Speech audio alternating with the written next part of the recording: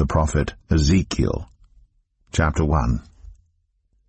In my 30th year, in the 4th month, on the 5th day, while I was among the exiles by the Kebar River, the heavens were opened, and I saw visions of God.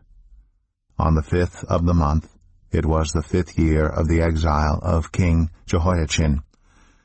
The word of the Lord came to Ezekiel the priest, the son of Buzi, by the Kebar River, in the land of the Babylonians. There the hand of the Lord was on him. I looked, and I saw a windstorm coming out of the north, an immense cloud with flashing lightning and surrounded by brilliant light. The center of the fire looked like glowing metal, and in the fire was what looked like 4 living creatures. In appearance their form was human, but each of them had 4 faces and 4 wings. Their legs were straight, their feet were like those of a calf, and gleamed like burnished bronze. Under their wings on their 4 sides they had human hands. All 4 of them had faces and wings, and the wings of one touched the wings of another. Each one went straight ahead, they did not turn as they moved. Their faces looked like this. Each of the 4 had the face of a human being, and on the right side each had the face of a lion, and on the left the face of an ox. Each also had the face of an eagle. Such were their faces. They each had 2 wings spreading out upward, each wing touching that of the creature on either side, and each had 2 other wings covering its body. Each one went straight ahead. Wherever the Spirit would go, they would go without turning as they went. The appearance of the living creatures was like burning coals of fire, or like torches. Fire moved back and forth among the creatures. It was bright, and lightning flashed out of it. The creatures sped back and forth like flashes of lightning. As I looked at the living creatures, I saw a wheel on the ground beside each creature with its 4 faces. This was the appearance and structure of the wheels. They sparkled like topaz, and all 4 looked alike. Each appeared to be made like a wheel intersecting a wheel. As they moved, they would go in any one of the 4 directions the creatures faced. The wheels did not change direction as the creatures went. Their rims were high and awesome, and all 4 rims were full of eyes all around. When the living creatures moved, the wheels beside them moved, and when the living creatures rose from the ground, the wheels also rose. Wherever the Spirit would go, they would go, and the wheels would rise along with them, because the spirit of the living creatures was in the wheels. When the creatures moved, they also moved. When the creatures stood still, they also stood still. And when the creatures rose from the ground, the wheels rose along with them, because the spirit of the living creatures was in the wheels. Spread out above the heads of the living creatures was what looked something like a vault, sparkling like crystal and awesome. Under the vault their wings were stretched out one toward the other, and each had 2 wings covering its body. When the creatures moved, I heard the sound of their wings, like the roar of rushing waters, like the voice of the Almighty, like the tumult of an army. When they stood still, they lowered their wings. Then there came a voice from above the vault over their heads as they stood with lowered wings. Above the vault, over their heads, was what looked like a throne of lapis lazuli, and high above on the throne was a figure like that of a man.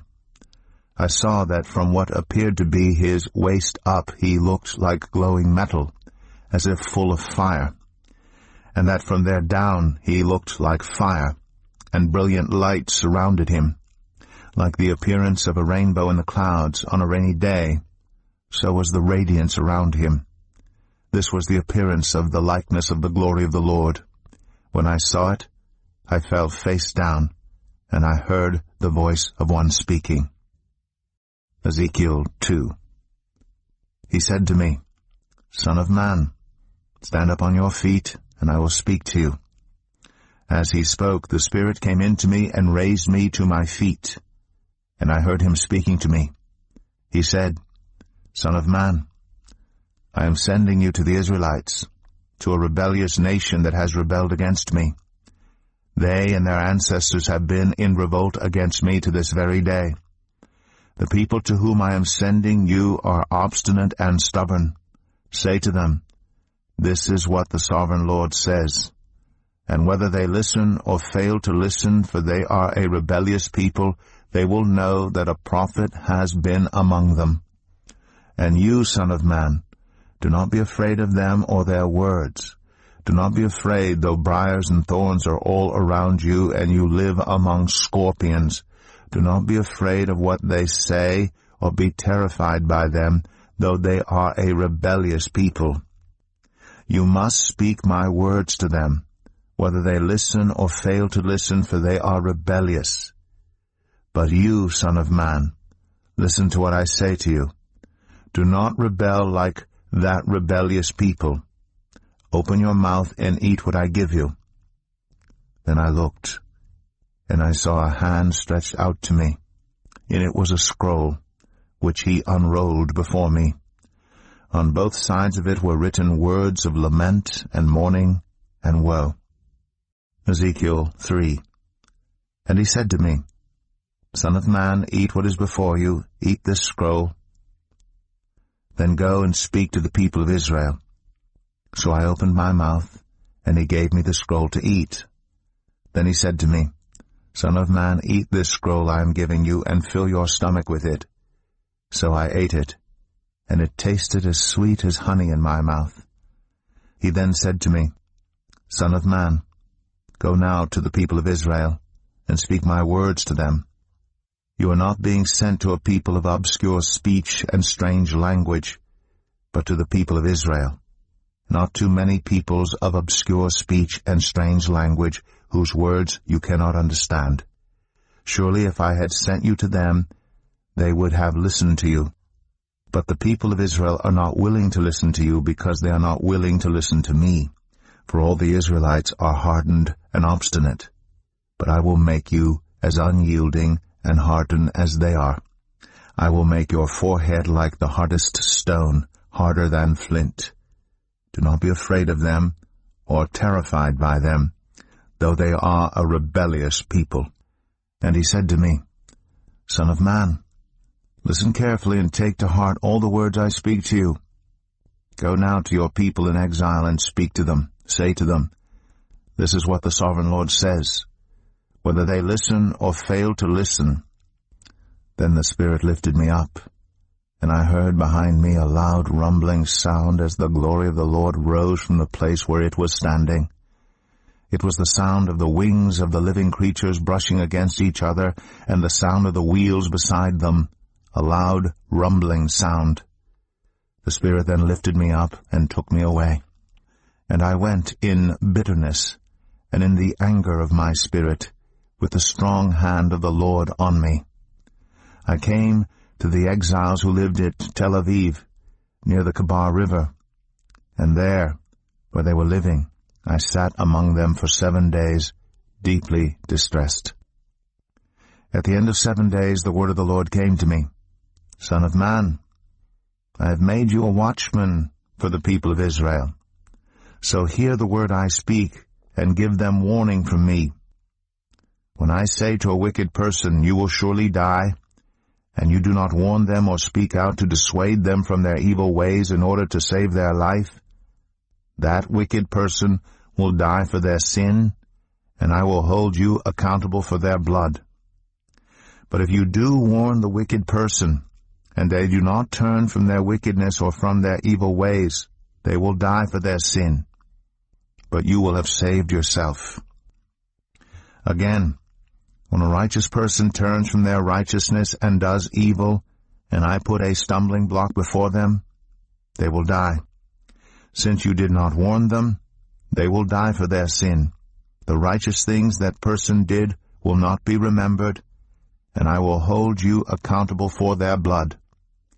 But if you do warn the righteous person not to sin, and they do not sin, they will surely live because they took warning, and you will have saved yourself.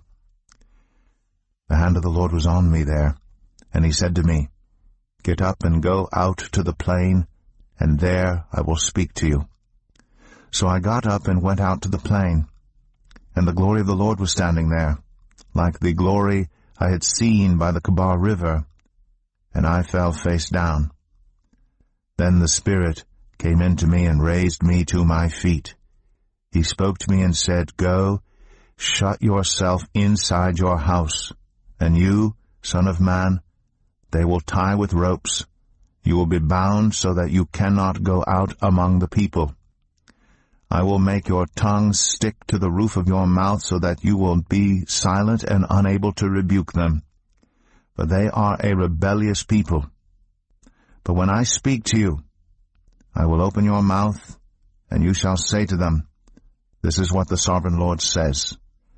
Whoever will listen, let them listen, and whoever will refuse, let them refuse, for they are a rebellious people. Ezekiel 4. Now, son of man, take a block of clay, put it in front of you, and draw the city of Jerusalem on it. Then lay siege to it. Erect siege works against it, build a ramp up to it, set up camps against it, and put battering rams around it. Then take an iron pan, place it as an iron wall between you and the city, and turn your face toward it. It will be under siege, and you shall besiege it. This will be a sign to the people of Israel. Then lie on your left side, and put the sin of the people of Israel upon yourself. You are to bear their sin for the number of days you lie on your side. I have assigned you the same number of days as the years of their sin. So for 390 days you will bear the sin of the people of Israel. After you have finished this, lie down again, this time on your right side, and bear the sin of the people of Judah. I have assigned you 40 days, a day for each year. Turn your face toward the siege of Jerusalem, and with bared arm prophesy against her. I will tie you up with ropes so that you cannot turn from one side to the other until you have finished the days of your siege. Take wheat and barley, beans and lentils, millet and spelt, put them in a storage jar, and use them to make bread for yourself. You are to eat it during the 390 days you lie on your side. Weigh out 20 shekels of food to eat each day, and eat it at set times. Also measure out 1/6 of a hin of water, and drink it at set times. Eat the food as you would a loaf of barley bread. Bake it in the sight of the people, using human excrement for fuel. The Lord said, In this way the people of Israel will eat defiled food among the nations where I will drive them. Then I said, Not so, Sovereign Lord. I have never defiled myself. From my youth until now I have never eaten anything found dead or torn by wild animals. No impure meat has ever entered my mouth. Very well, he said. I will let you bake your bread over cow dung instead of human excrement. He then said to me, Son of man, I am about to cut off the food supply in Jerusalem. The people will eat rationed food in anxiety and drink rationed water in despair. For food and water will be scarce. They will be appalled at the sight of each other and will waste away because of their sin. Ezekiel 5. Now, son of man, take a sharp sword and use it as a barber's razor to shave your head and your beard. Then take a set of scales and divide up the hair. When the days of your siege come to an end, burn 1/3 of the hair inside the city. Take 1/3 and strike it with the sword all around the city, and scatter 1/3 to the wind, for I will pursue them with drawn sword. But take a few hairs and tuck them away in the folds of your garment. Again, take a few of these and throw them into the fire and burn them up. The fire will spread from there to all Israel. This is what the Sovereign Lord says. This is Jerusalem, which I have set in the center of the nations, with countries all around her. Yet in her wickedness she has rebelled against my laws and decrees more than the nations and countries around her. She has rejected my laws and has not followed my decrees. Therefore this is what the Sovereign Lord says. You have been more unruly than the nations around you, and have not followed my decrees or kept my laws. You have not even conformed to the standards of the nations around you. Therefore this is what the Sovereign Lord says. I myself am against you, Jerusalem, and I will inflict punishment on you in the sight of the nations because of all your detestable idols. I will do to you what I have never done before and will never do again. Therefore in your midst parents will eat their children, and children will eat their parents. I will inflict punishment on you and will scatter all your survivors to the winds. Therefore, as surely as I live, declares the Sovereign Lord, because you have defiled my sanctuary with all your vile images and detestable practices, I myself will shave you. I will not look on you with pity or spare you. 1/3 of your people will die of the plague or perish by famine inside you. 1/3 will fall by the sword outside your walls. And 1/3 I will scatter to the winds and pursue with drawn sword. Then my anger will cease, and my wrath against them will subside, and I will be avenged. And when I have spent my wrath on them, they will know that I, the Lord, have spoken in my zeal. I will make you a ruin and a reproach among the nations around you in the sight of all who pass by. You will be a reproach and a taunt, a warning and an object of horror to the nations around you when I inflict punishment on you in anger and in wrath and with stinging rebuke. I, the Lord, have spoken. When I shoot at you with my deadly and destructive arrows of famine, I will shoot to destroy you.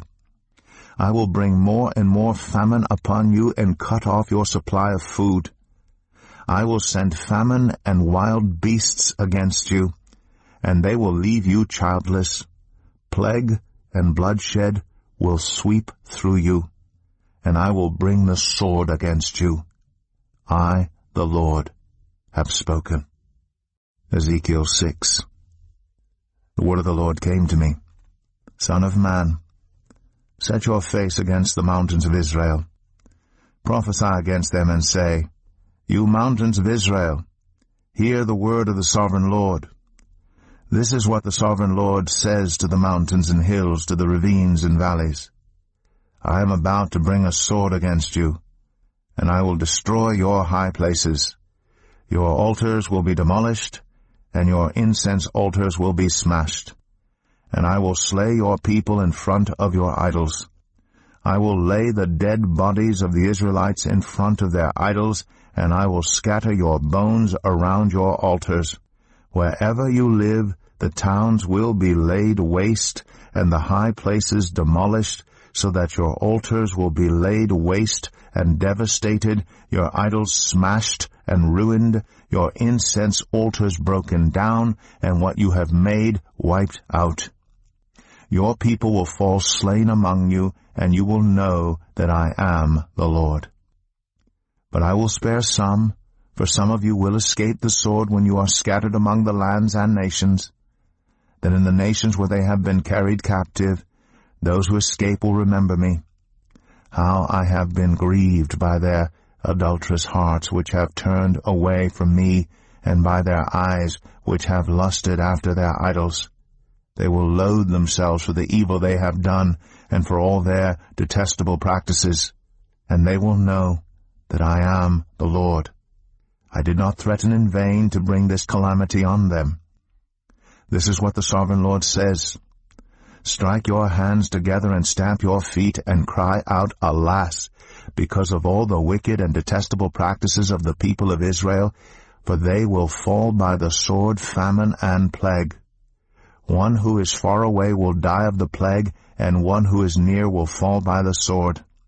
And anyone who survives and is spared will die of famine. So will I pour out my wrath on them, and they will know that I am the Lord. When their people lie slain among their idols around their altars on every high hill and on all the mountain tops, under every spreading tree and every leafy oak, places where they offered fragrant incense to all their idols. And I will stretch out my hand against them, and make the land a desolate waste from the desert to Diblah, wherever they live. Then they will know that I am the Lord. Ezekiel 7. The word of the Lord came to me. Son of man, this is what the sovereign Lord says to the land of Israel. The end. The end has come upon the four corners of the land. The end is now upon you, and I will unleash my anger against you. I will judge you according to your conduct, and repay you for all your detestable practices. I will not look on you with pity. I will not spare you. I will surely repay you for your conduct and for the detestable practices among you. Then you will know that I am the Lord. This is what the sovereign Lord says. Disaster, unheard of disaster. See, it comes. The end has come. The end has come. It has roused itself against you. See, it comes. Doom has come upon you who dwell in the land. The time has come. The day is near. There is panic, not joy on the mountains. I am about to pour out my wrath on you and spend my anger against you. I will judge you according to your conduct and repay you for all your detestable practices. I will not look on you with pity. I will not spare you. I will repay you for your conduct and for the detestable practices among you. Then you will know that it is I, the Lord, who strikes you. See the day, see it comes.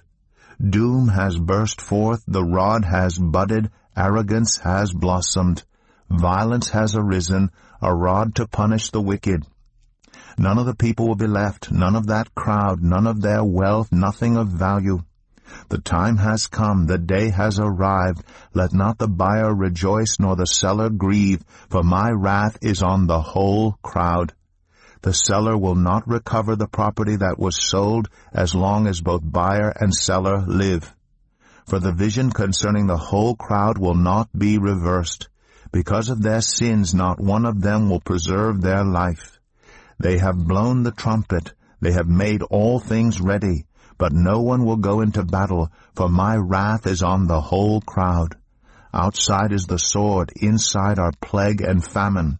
Those in the country will die by the sword. Those in the city will be devoured by famine and plague. The fugitives who escape will flee to the mountains. Like doves of the valleys, they will all moan, each for their own sins. Every hand will go limp. Every leg will be wet with urine. They will put on sackcloth and be clothed with terror.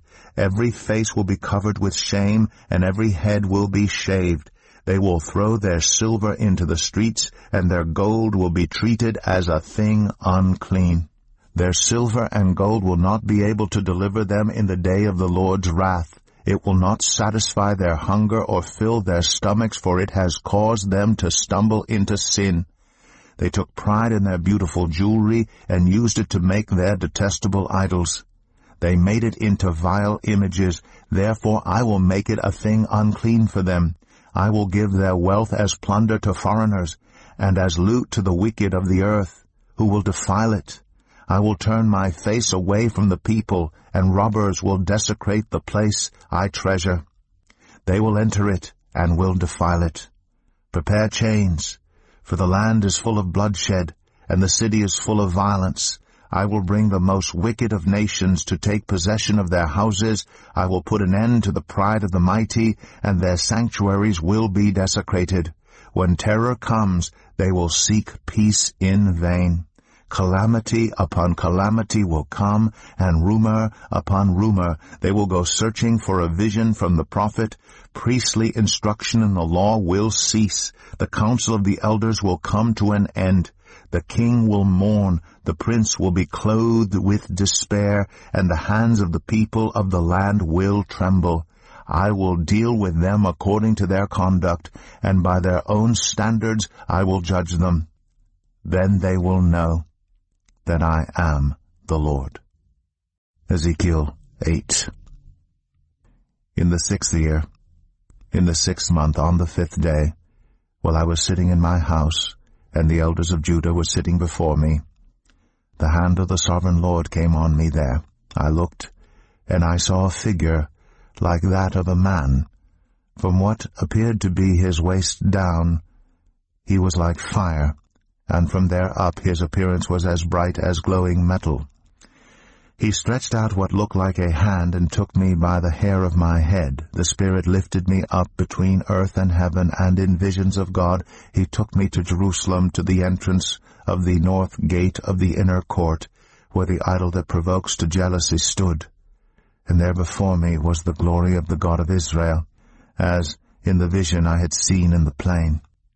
Then he said to me, Son of man, look toward the north. So I looked, and in the entrance north of the gate of the altar I saw this idol of jealousy.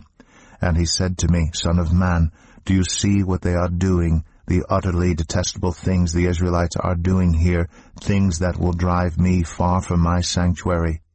But you will see things that are even more detestable. Then he brought me to the entrance to the court. I looked, and I saw a hole in the wall. He said to me, Son of man, now dig into the wall. So I dug into the wall, and saw a doorway there.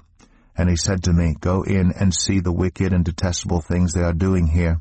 So I went in and looked, and I saw portrayed all over the walls all kinds of crawling things, and unclean animals, and all the idols of Israel. In front of them stood 70 elders of Israel, and Jezaniah son of Shaphan was standing among them. Each had a censer in his hand, and a fragrant cloud of incense was rising. He said to me, Son of man, have you seen what the elders of Israel are doing in the darkness, each at the shrine of his own idol? They say, The Lord does not see us. The Lord has forsaken the land. Again he said, You will see them doing things that are even more detestable. Then he brought me to the entrance of the north gate of the house of the Lord, and I saw women sitting there, mourning the god Tammuz. He said to me, Do you see this, Son of man? You will see things that are even more detestable than this. He then brought me into the inner court of the house of the Lord, and there at the entrance to the temple between the portico and the altar were about 25 men. With their backs toward the temple of the Lord and their faces toward the east, they were bowing down to the sun in the east. He said to me, Have you seen this, Son of man? Is it a trivial matter for the people of Judah to do the detestable things they are doing here? Must they also fill the land with violence and continually arouse my anger? Look at them putting the branch to their nose. Therefore I will deal with them in anger. I will not look on them with pity or spare them. Although they shout in my ears, I will not listen to them. Ezekiel 9. Then I heard him call out in a loud voice, Bring near those who are appointed to execute judgment on the city, each with a weapon in his hand. And I saw 6 men coming from the direction of the upper gate, which faces north, each with a deadly weapon in his hand. With them was a man clothed in linen, who had a writing kit at his side. They came in and stood beside the bronze altar. Now the glory of the God of Israel went up from above the cherubim, where it had been, and moved to the threshold of the temple. Then the Lord called to the man clothed in linen, who had the writing kit at his side, and said to him, Go throughout the city of Jerusalem, and put a mark on the foreheads of those who grieve and lament over all the detestable things that are done in it. As I listened, he said to the others, Follow him through the city and kill without showing pity or compassion. Slaughter the old men, the young men and women, the mothers and children, but do not touch anyone who has the mark. Begin at my sanctuary. So they began with the old men who were in front of the temple. Then he said to them, Defile the temple and fill the courts with the slain. Go. So they went out and began killing throughout the city. While they were killing, and I was left alone, I fell face down, crying out, Alas, sovereign Lord! Are you going to destroy the entire remnant of Israel in this outpouring of your wrath on Jerusalem? He answered me, The sin of the people of Israel and Judah is exceedingly great. The land is full of bloodshed, and the city is full of injustice. They say, the Lord has forsaken the land, the Lord does not see. So I will not look on them with pity or spare them, but I will bring down on their own heads what they have done. Then the man in linen with the writing kit at his side brought back words, saying, I have done as you commanded. Ezekiel 10. I looked, and I saw the likeness of a throne of lapis lazuli above the vault that was over the heads of the cherubim. The Lord said to the man clothed in linen, Go in among the wheels beneath the cherubim. Fill your hands with burning coals from among the cherubim, and scatter them over the city. And as I watched, he went in. Now the cherubim were standing on the south side of the temple when the man went in, and a cloud filled the inner court. Then the glory of the Lord rose from above the cherubim and moved to the threshold of the temple. The cloud filled the temple, and the court was full of the radiance of the glory of the Lord. The sound of the wings of the cherubim could be heard as far away as the outer court, like the voice of God Almighty when he speaks. When the Lord commanded the man in linen, Take fire from among the wheels, from among the cherubim, the man went in and stood beside a wheel. Then one of the cherubim reached out his hand to the fire that was among them. He took up some of it and put it into the hands of the man in linen, who took it and went out. Under the wings of the cherubim could be seen what looked like human hands. I looked, and I saw beside the cherubim 4 wheels, one beside each of the cherubim. The wheels sparkled like topaz. As for their appearance, the 4 of them looked alike. Each was like a wheel intersecting a wheel. As they moved, they would go in any one of the 4 directions the cherubim faced. The wheels did not turn about as the cherubim went. The cherubim went in whatever direction the head faced, without turning as they went. Their entire bodies, including their backs, their hands, and their wings, were completely full of eyes, as were their 4 wheels. I heard the wheels being called the whirling wheels. Each of the cherubim had 4 faces. One face was that of a cherub, the second the face of a human being, the third the face of a lion, and the 4th the face of an eagle. Then the cherubim rose upward. These were the living creatures I had seen by the Kebar River. When the cherubim moved, the wheels beside them moved, and when the cherubim spread their wings to rise from the ground, the wheels did not leave their side. When the cherubim stood still, they also stood still, and when the cherubim rose, they rose with them, because the spirit of the living creatures was in them. Then the glory of the Lord departed from over the threshold of the temple and stopped above the cherubim. While I watched, the cherubim spread their wings and rose from the ground, and as they went, the wheels went with them. They stopped at the entrance of the east gate of the Lord's house, and the glory of the God of Israel was above them. These were the living creatures I had seen beneath the God of Israel, by the Kebar River, and I realized that they were cherubim. Each had 4 faces and 4 wings, and under their wings was what looked like human hands. Their faces had the same appearance as those I had seen by the Kebar River. Each one went straight ahead. Ezekiel 11.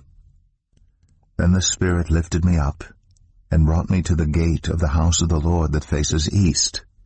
There at the entrance of the gate were 25 men, and I saw among them Jazaniah son of Azur, and Pelatiah son of Benaiah, leaders of the people. The Lord said to me, Son of man, these are the men who are plotting evil and giving wicked advice in this city. They say, Haven't our houses been recently rebuilt? This city is a pot, and we are the meat in it. Therefore prophesy against them. Prophesy, Son of man. Then the Spirit of the Lord came on me, and he told me to say, This is what the Lord says.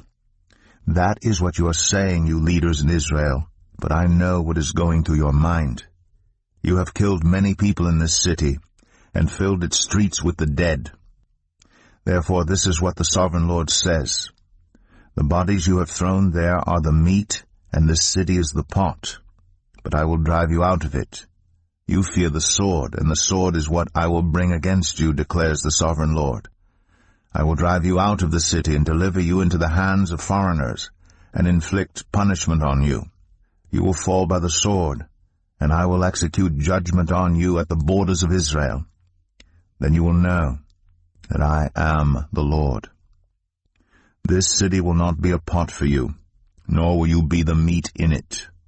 I will execute judgment on you at the borders of Israel, and you will know that I am the Lord. For you have not followed my decrees or kept my laws, but have conformed to the standards of the nations around you.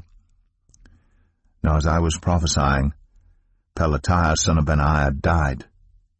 Then I fell face down and cried out in a loud voice, Alas, sovereign Lord, will you completely destroy the remnant of Israel? The word of the Lord came to me, Son of man, the people of Jerusalem have said of your fellow exiles and all the other Israelites, They are far away from the Lord. This land was given to us as our possession. Therefore say, This is what the sovereign Lord says. Although I sent them far away among the nations, and scattered them among the countries, yet for a little while I have been a sanctuary for them in the countries where they have gone. Therefore say, This is what the sovereign Lord says. I will gather you from the nations and bring you back from the countries where you have been scattered, and I will give you back the land of Israel again. They will return to it and remove all its vile images and detestable idols. I will give them an undivided heart and put a new spirit in them. I will remove from them their heart of stone and give them a heart of flesh. Then they will follow my decrees and be careful to keep my laws. They will be my people, and I will be their God.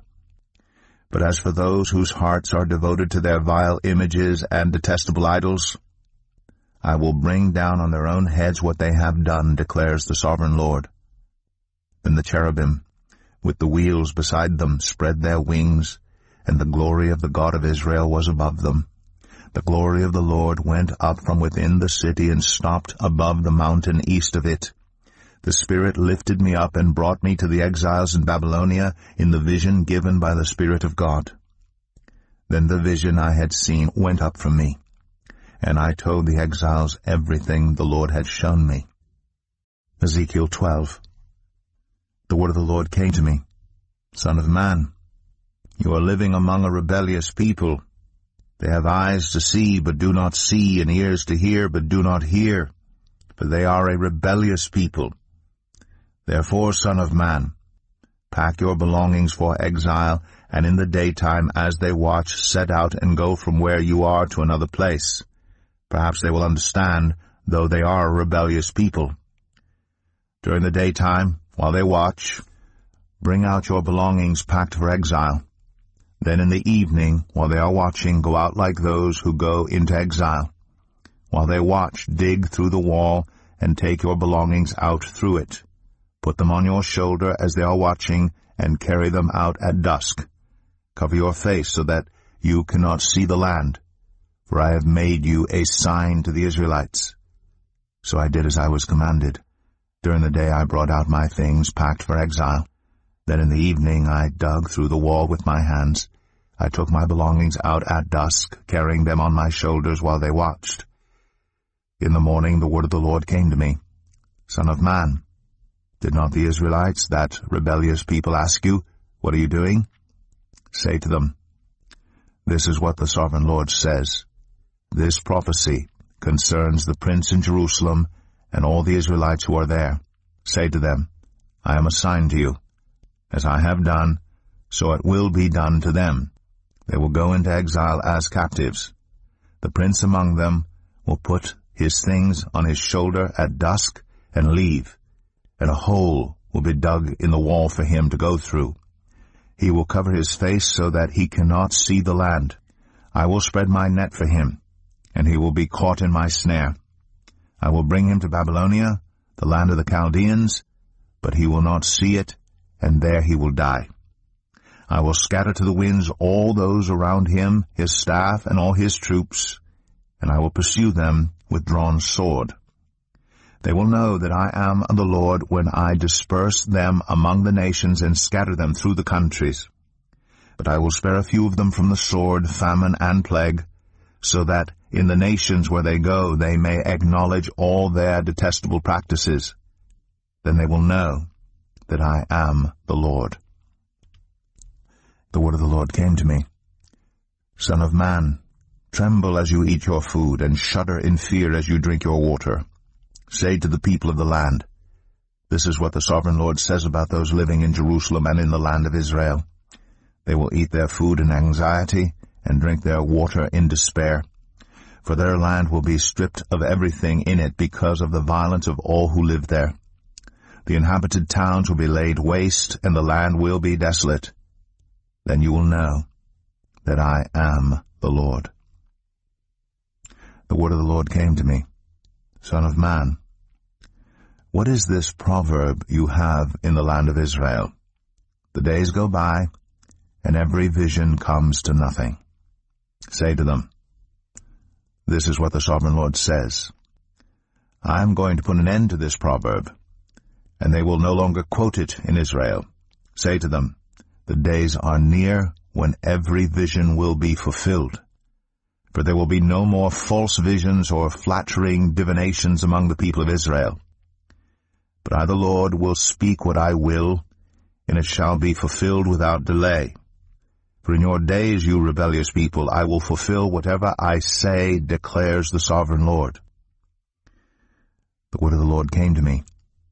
Son of man, the Israelites are saying, the vision he sees is for many years from now, and he prophesies about the distant future. Therefore say to them, this is what the sovereign Lord says. None of my words will be delayed any longer. Whatever I say will be fulfilled, declares the sovereign Lord. Ezekiel 13. The word of the Lord came to me. Son of man, prophesy against the prophets of Israel who are now prophesying. Say to those who prophesy out of their own imagination, hear the word of the Lord. This is what the sovereign Lord says. Woe to the foolish prophets who follow their own spirit and have seen nothing. Your prophets, Israel, are like jackals among ruins. You have not gone up to the breaches in the wall to repair it for the people of Israel, so that it will stand firm in the battle on the day of the Lord. Their visions are false, and their divinations a lie. Even though the Lord has not sent them, they say, the Lord declares, and expect him to fulfill their words. Have you not seen false visions and uttered lying divinations when you say, the Lord declares, though I have not spoken? Therefore this is what the sovereign Lord says. Because of your false words and lying visions, I am against you, declares the sovereign Lord. My hand will be against the prophets who see false visions and utter lying divinations.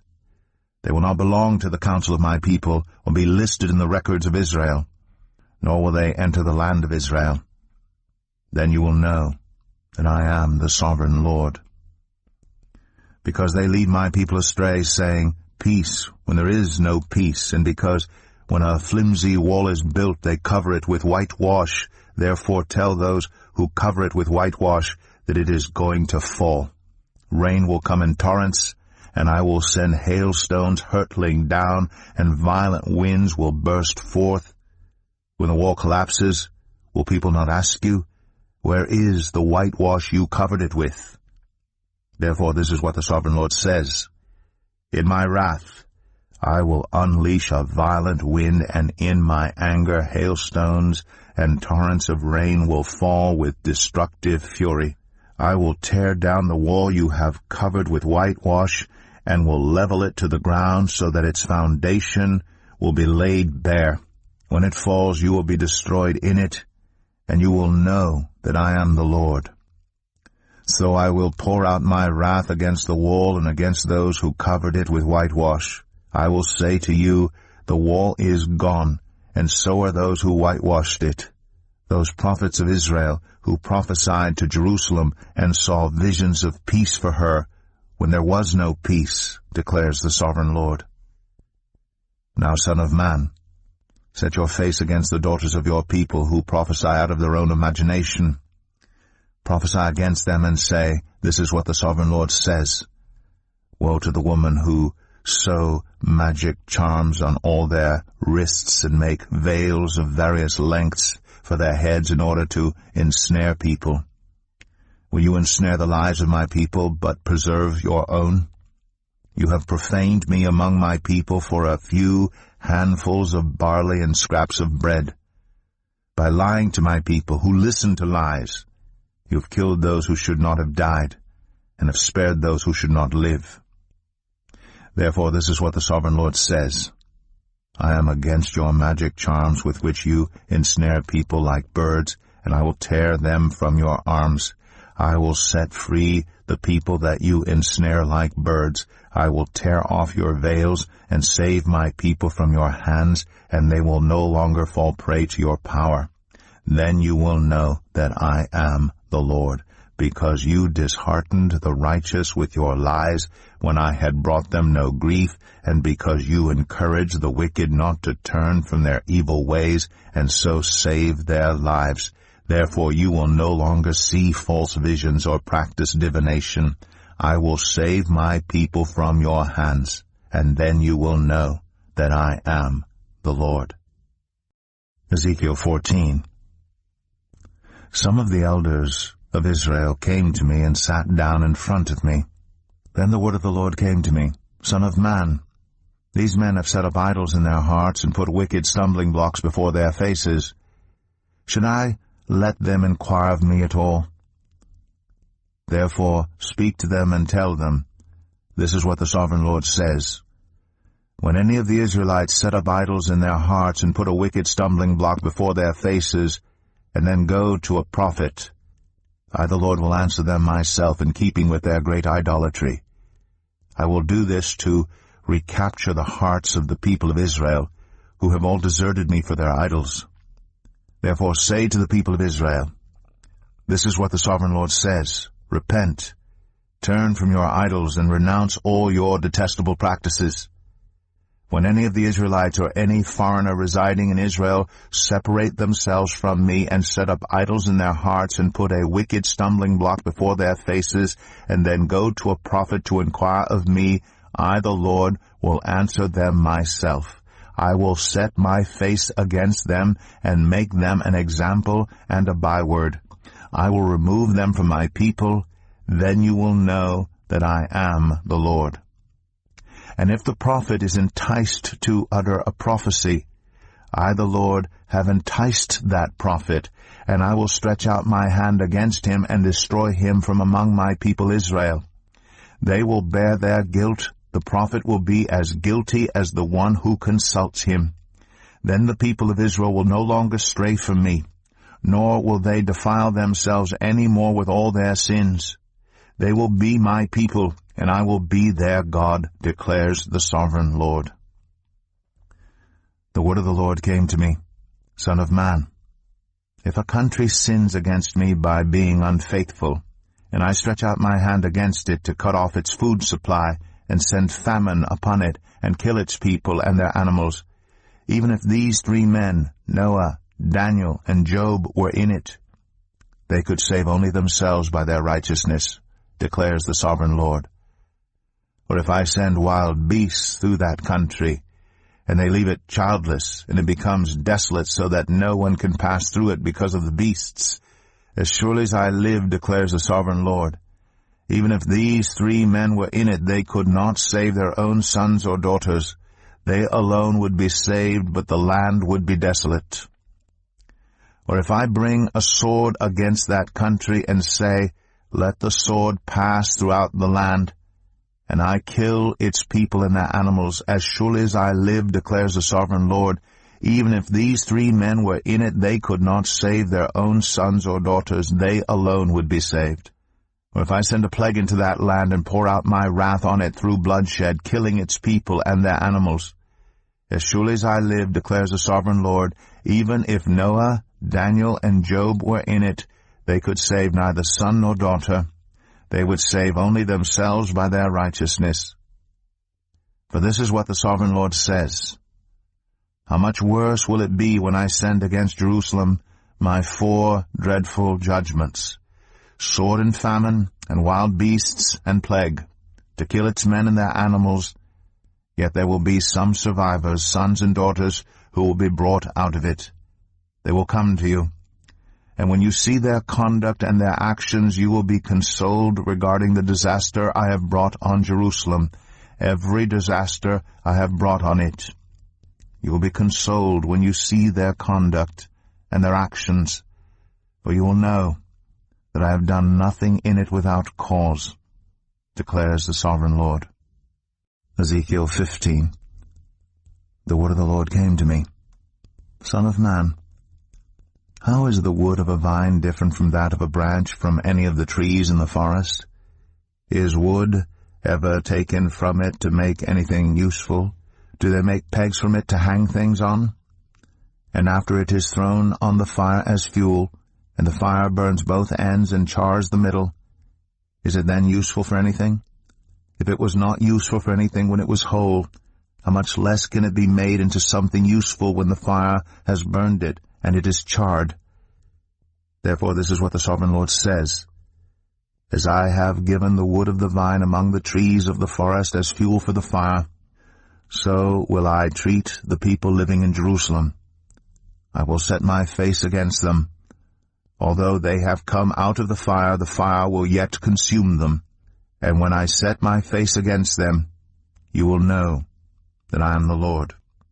I will make the land desolate because they have been unfaithful, declares the Sovereign Lord. Ezekiel 16. The word of the Lord came to me.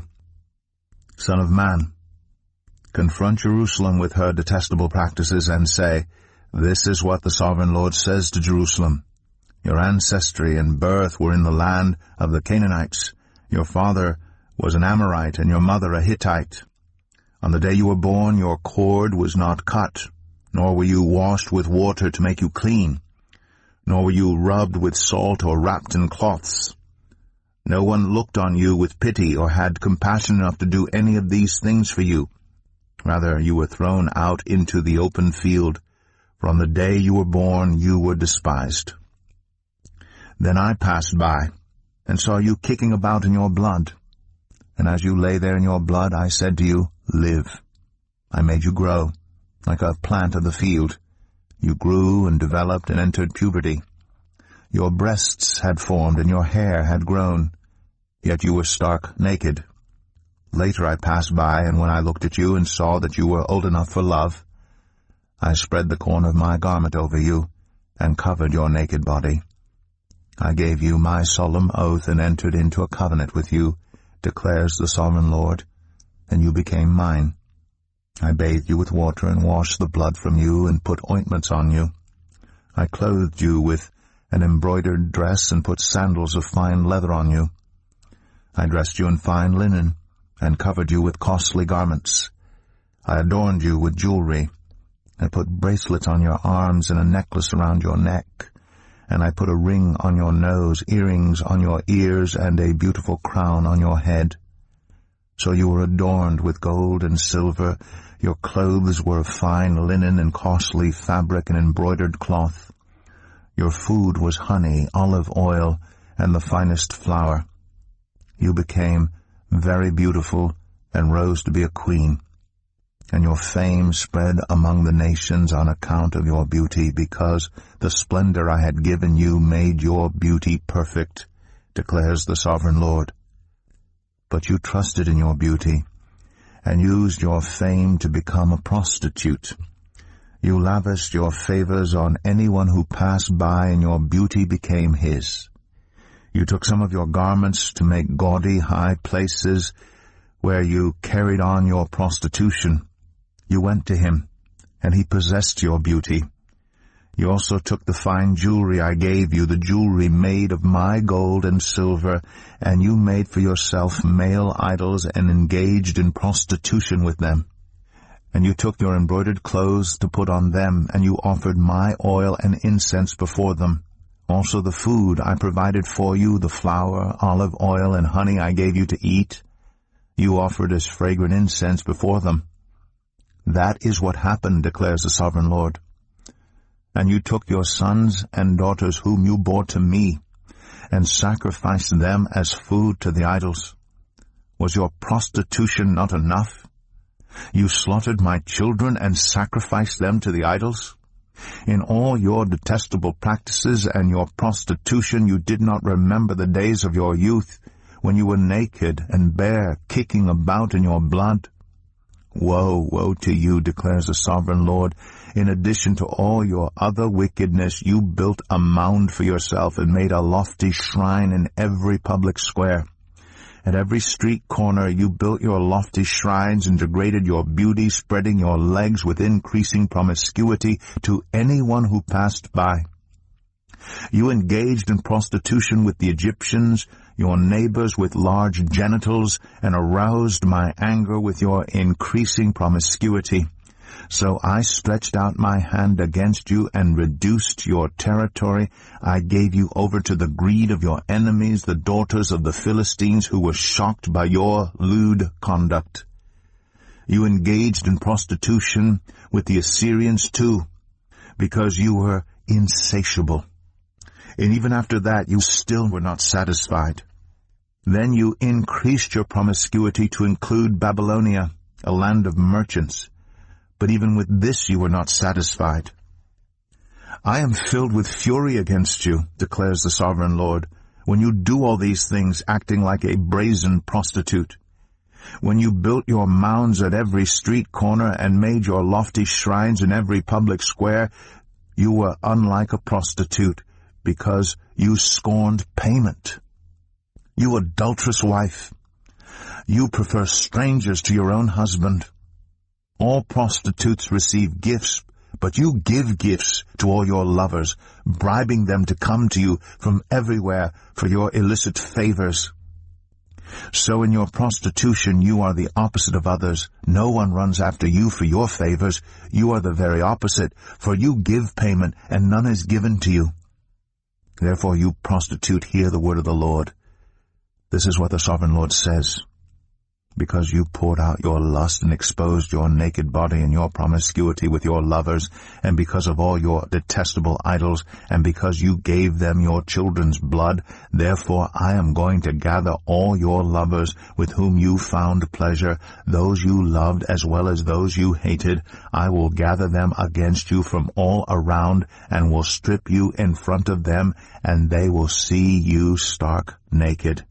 I will sentence you to the punishment of women who commit adultery and who shed blood. I will bring on you the blood vengeance of my wrath and jealous anger. Then I will deliver you into the hands of your lovers, and they will tear down your mounds and destroy your lofty shrines. They will strip you of your clothes and take your fine jewelry and leave you stark naked. They will bring a mob against you, who will stone you and hack you to pieces with their swords. They will burn down your houses and inflict punishment on you in the sight of many women. I will put a stop to your prostitution, and you will no longer pay your lovers. Then my wrath against you will subside, and my jealous anger will turn away from you. I will be calm and no longer angry. Because you did not remember the days of your youth, but enraged me with all these things, I will surely bring down on your head what you have done, declares the sovereign Lord. Did you not add lewdness to all your other detestable practices? Everyone who quotes Proverbs will quote this proverb about you, like mother, like daughter. You are a true daughter of your mother, who despised her husband and her children, and you are a true sister of your sisters, who despised their husbands and their children.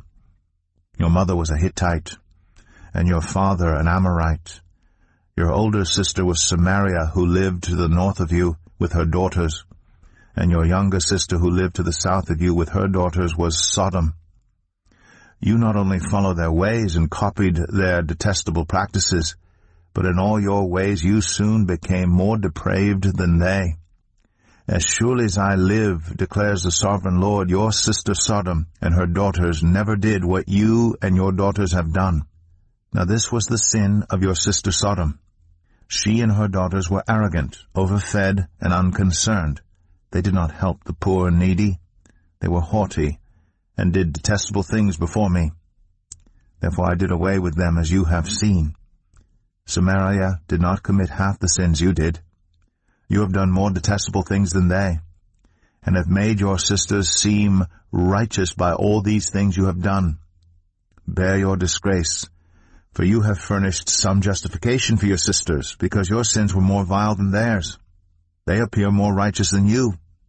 So then, be ashamed and bear your disgrace, for you have made your sisters appear righteous. However, I will restore the fortunes of Sodom and her daughters, and of Samaria and her daughters, and your fortunes along with them, so that you may bear your disgrace and be ashamed of all you have done in giving them comfort. And your sisters, Sodom with her daughters, and Samaria with her daughters, will return to what they were before, and you and your daughters will return to what you were before. You would not even mention your sister Sodom in the day of your pride, before your wickedness was uncovered. Even so, you are now scorned by the daughters of Edom, and all her neighbors and the daughters of the Philistines, all those around you who despise you. You will bear the consequences of your lewdness and your detestable practices, declares the Lord. This is what the Sovereign Lord says. I will deal with you as you deserve, because you have despised my oath by breaking the covenant. Yet I will remember the covenant I made with you in the days of your youth, and I will establish an everlasting covenant with you. Then you will remember your ways and be ashamed when you receive your sisters, both those who are older than you and those who are younger. I will give them to you as daughters, but not on the basis of my covenant with you. So I will establish my covenant with you, and you will know that I am the Lord. Then, when I make atonement for you for all you have done, you will remember and be ashamed, and never again open your mouth because of your humiliation, declares the Sovereign Lord. Ezekiel 17. The word of the Lord came to me, Son of man, set forth an allegory, and tell it to the Israelites as a parable. Say to them, This is what the Sovereign Lord says. A great eagle with powerful wings, long feathers, and full plumage of varied colors came to Lebanon, taking hold of the top of a cedar. He broke off its topmost shoot and carried it away to a land of merchants, where he planted it in a city of traders. He took one of the seedlings of the land and put it in fertile soil. He planted it like a willow by abundant water, and it sprouted and became a low, spreading vine. Its branches turned toward him, but its roots remained under it. So it became a vine and produced branches and put out leafy boughs. But there was another great eagle with powerful wings and full plumage. The vine now sent out its roots toward him from the plot where it was planted, and stretched out its branches to him for water. It had been planted in good soil by abundant water, so that it would produce branches, bear fruit, and become a splendid vine. Say to them, This is what the Sovereign Lord says. Will it thrive? Will it not be uprooted and stripped of its fruit, so that it withers? All its new growth will wither. It will not take a strong arm or many people to pull it up by the roots. It has been planted, but will it thrive? Will it not wither completely when the east wind strikes it, wither away in the plot where it grew? Then the word of the Lord came to me. Say to this rebellious people, Do you not know what these things mean? Say to them, The king of Babylon went to Jerusalem and carried off her king and her nobles, bringing them back with him to Babylon. Then he took a member of the royal family and made a treaty with him, putting him under oath. He also carried away the leading men of the land, so that the kingdom would be brought low, unable to rise again, surviving only by keeping his treaty. But the king rebelled against him by sending his envoys to Egypt to get horses and a large army. Will he succeed? Will he who does such things escape? Will he break the treaty and yet escape? As surely as I live, declares the Sovereign Lord, he shall die in Babylon, in the land of the king who put him on the throne, whose oath he despised and whose treaty he broke. Pharaoh, with his mighty army and great horde, will be of no help to him in war, when ramps are built and siege works erected to destroy many lives. He despised the oath by breaking the covenant, because he had given his hand in pledge, and yet did all these things. He shall not escape. Therefore this is what the Sovereign Lord says: As surely as I live, I will repay him for despising my oath and breaking my covenant. I will spread my net for him, and he will be caught in my snare. I will bring him to Babylon and execute judgment on him there, because he was unfaithful to me. All his choice troops will fall by the sword, and the survivors will be scattered to the winds. Then you will know that I, the Lord, have spoken. This is what the Sovereign Lord says: I myself will take a shoot from the very top of a cedar and plant it. I will break off a tender sprig from its topmost shoots and plant it on a high and lofty mountain. On the mountain heights of Israel I will plant it. It will produce branches and bear fruit and become a splendid cedar. Birds of every kind will nest in it. They will find shelter in the shade of its branches. All the trees of the forest will know that I, the Lord, bring down the tall tree and make the low tree grow tall. I dry up the green tree and make the dry tree flourish. I, the Lord, have spoken, and I will do it. Ezekiel 18. The word of the Lord came to me. What do you people mean by quoting this proverb about the land of Israel? The parents eat sour grapes, and the children's teeth are set on edge. As surely as I live, declares the Sovereign Lord, you will no longer quote this proverb in Israel. For everyone belongs to me, the parent as well as the child, both alike belong to me. The one who sins is the one who will die. Suppose there is a righteous man who does what is just and right. He does not eat at the mountain shrines, or look to the idols of Israel. He does not defile his neighbor's wife or have sexual relations with a woman during her period. He does not oppress anyone, but returns what he took in pledge for a loan. He does not commit robbery, but gives his food to the hungry and provides clothing for the naked. He does not lend to them at interest or take a profit from them. He withholds his hand from doing wrong and judges fairly between two parties. He follows my decrees and faithfully keeps my laws. That man is righteous. He will surely live, declares the Sovereign Lord. Suppose he has a violent son who sheds blood or does any of these other things, though the father has done none of them. He eats at the mountain shrines. He defiles his neighbor's wife. He oppresses the poor and needy. He commits robbery. He does not return what he took in pledge. He looks to the idols. He does detestable things. He lends at interest and takes a profit. Will such a man live? He will not. Because he has done all these detestable things, he is to be put to death. His blood will be on his own head. But suppose this son has a son who sees all the sins his father commits, and though he sees them, he does not do such things. He does not eat at the mountain shrines, or look to the idols of Israel. He does not defile his neighbor's wife. He does not oppress anyone, or require a pledge for a loan. He does not commit robbery, but gives his food to the hungry, and provides clothing for the naked. He withholds his hand from mistreating the poor, and takes no interest or profit from them. He keeps my laws, and follows my decrees. He will not die for his father's sin. He will surely live. But his father will die for his own sin, because he practiced extortion, robbed his brother, and did what was wrong among his people. Yet you ask, why does the son not share the guilt of his father? Since the son has done what is just and right, and has been careful to keep all my decrees, he will surely live. The one who sins is the one who will die. The child will not share the guilt of the parent, nor will the parent share the guilt of the child. The righteousness of the righteous will be credited to them, and the wickedness of the wicked will be charged against them. But if a wicked person turns away from all the sins they have committed, and keeps all my decrees, and does what is just and right, that person will surely live. They will not die. None of the offenses they have committed will be remembered against them.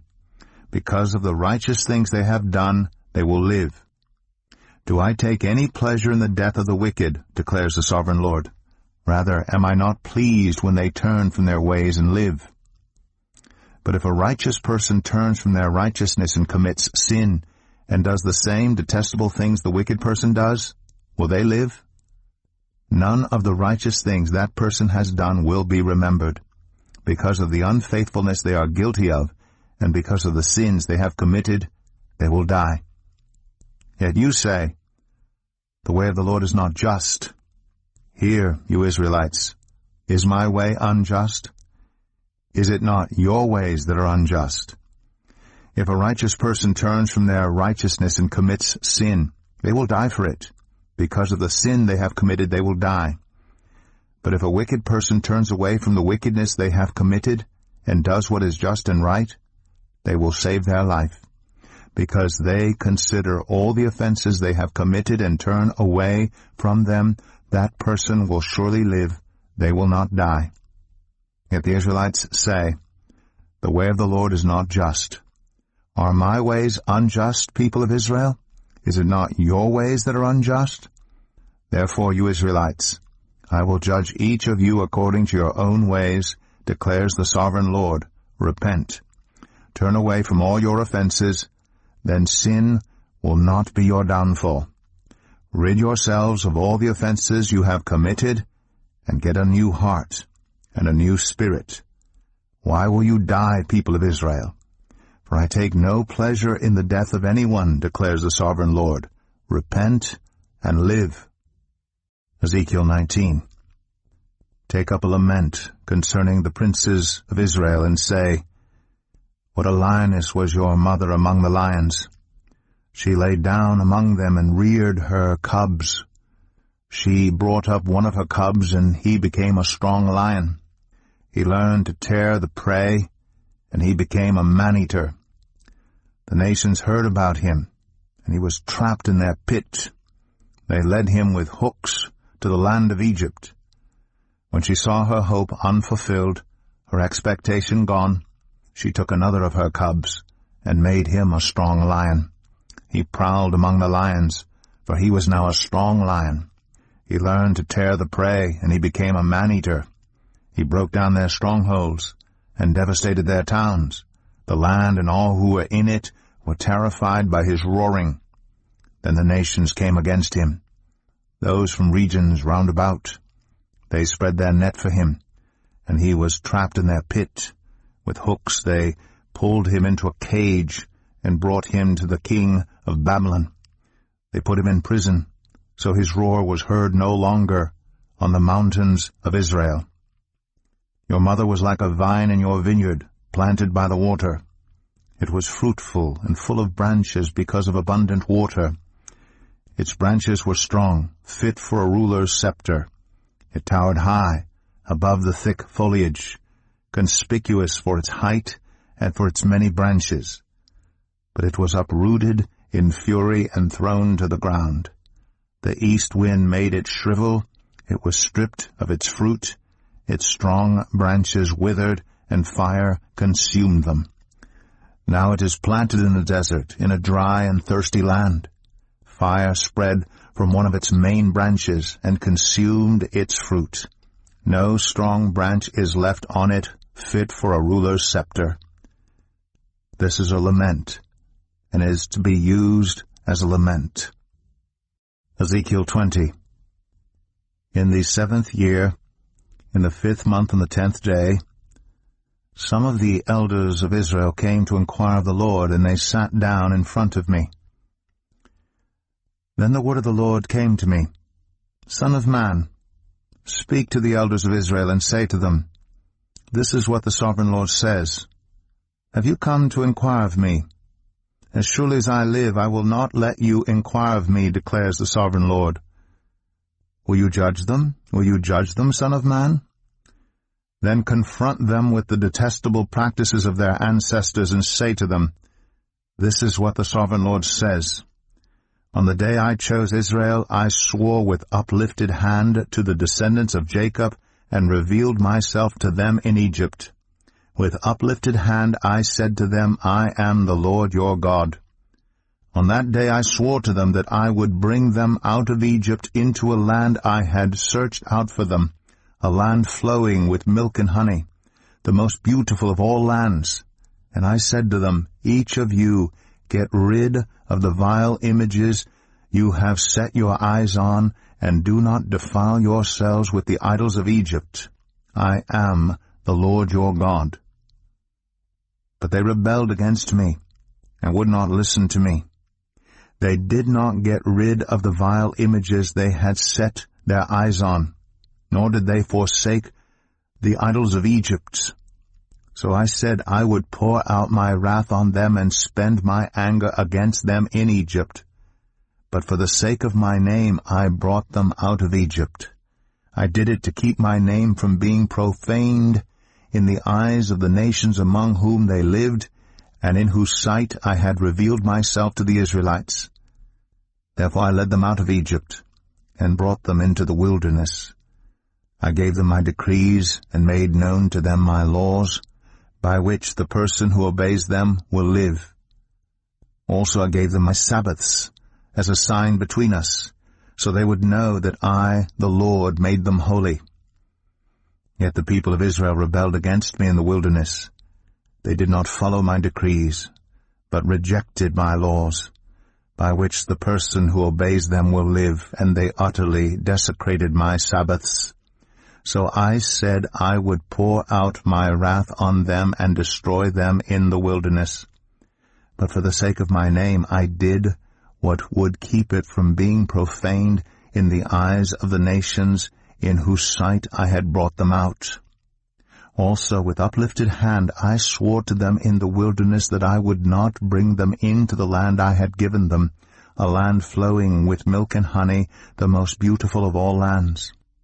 Because they rejected my laws and did not follow my decrees and desecrated my Sabbaths, for their hearts were devoted to their idols. Yet I looked on them with pity and did not destroy them, or put an end to them in the wilderness. I said to their children in the wilderness, Do not follow the statutes of your parents, or keep their laws, or defile yourselves with their idols. I am the Lord your God. Follow my decrees, and be careful to keep my laws. Keep my Sabbaths holy, that they may be a sign between us. Then you will know that I am the Lord your God. But the children rebelled against me. They did not follow my decrees. They were not careful to keep my laws, of which I said, The person who obeys them will live by them. And they desecrated my Sabbaths. So I said I would pour out my wrath on them, and spend my anger against them in the wilderness. But I withheld my hand, and for the sake of my name I did what would keep it from being profaned in the eyes of the nations in whose sight I had brought them out. Also with uplifted hand I swore to them in the wilderness that I would disperse them among the nations, and scatter them through the countries, because they had not obeyed my laws, but had rejected my decrees, and desecrated my Sabbaths, and their eyes lusted after their parents' idols. So I gave them other statutes that were not good, and laws through which they could not live. I defiled them through their gifts, the sacrifice of every firstborn, that I might fill them with horror, so they would know that I am the Lord. Therefore, Son of man, speak to the people of Israel, and say to them, This is what the Sovereign Lord says. In this also your ancestors blasphemed me by being unfaithful to me. When I brought them into the land I had sworn to give them, and they saw any high hill or any leafy tree, there they offered their sacrifices, made offerings that aroused my anger, presented their fragrant incense, and poured out their drink offerings. Then I said to them, What is this high place you go to? It is called Bamah to this day. Therefore say to the Israelites, this is what the Sovereign Lord says. Will you defile yourselves the way your ancestors did and lust after their vile images? When you offer your gifts, the sacrifice of your children in the fire, you continue to defile yourselves with all your idols to this day. Am I to let you inquire of me, you Israelites? As surely as I live, declares the Sovereign Lord, I will not let you inquire of me. You say, we want to be like the nations, like the peoples of the world who serve wood and stone. But what you have in mind will never happen. As surely as I live, declares the Sovereign Lord, I will reign over you with a mighty hand and an outstretched arm and with outpoured wrath. I will bring you from the nations and gather you from the countries where you have been scattered, with a mighty hand and an outstretched arm and with outpoured wrath.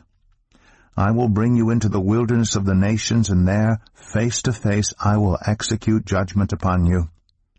As I judged your ancestors in the wilderness of the land of Egypt, so I will judge you, declares the Sovereign Lord.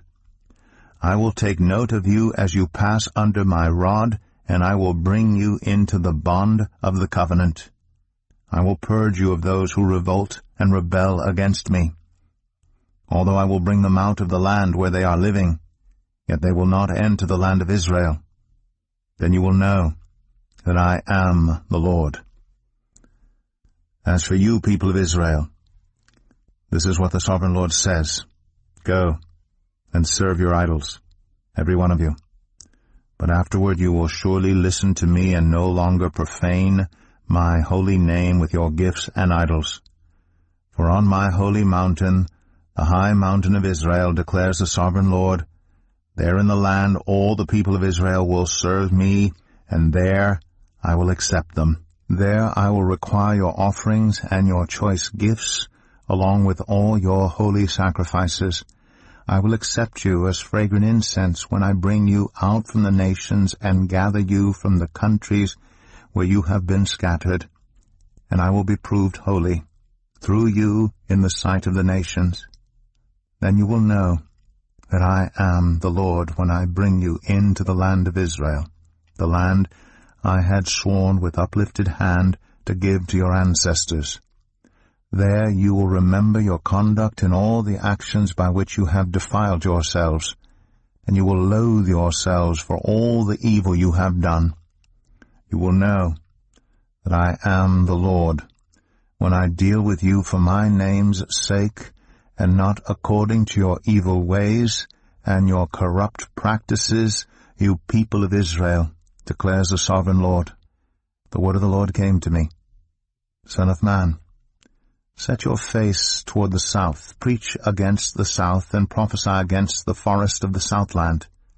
Say to the southern forest, hear the word of the Lord. This is what the Sovereign Lord says. I'm about to set fire to you, and it will consume all your trees, both green and dry. The blazing flame will not be quenched, and every face from south to north will be scorched by it. Everyone will see that I, the Lord, have kindled it. It will not be quenched. Then I said, Sovereign Lord, they are saying of me, isn't he just telling parables? Ezekiel 21. The word of the Lord came to me. Son of man, set your face against Jerusalem and preach against the sanctuary. Prophesy against the land of Israel and say to her, this is what the Lord says. I am against you. I will draw my sword from its sheath and cut off from you both the righteous and the wicked. Because I am going to cut off the righteous and the wicked, my sword will be unsheathed against everyone from south to north. Then all people will know that I, the Lord, have drawn my sword from its sheath. It will not return again. Therefore groan, Son of man, groan before them with broken heart and bitter grief.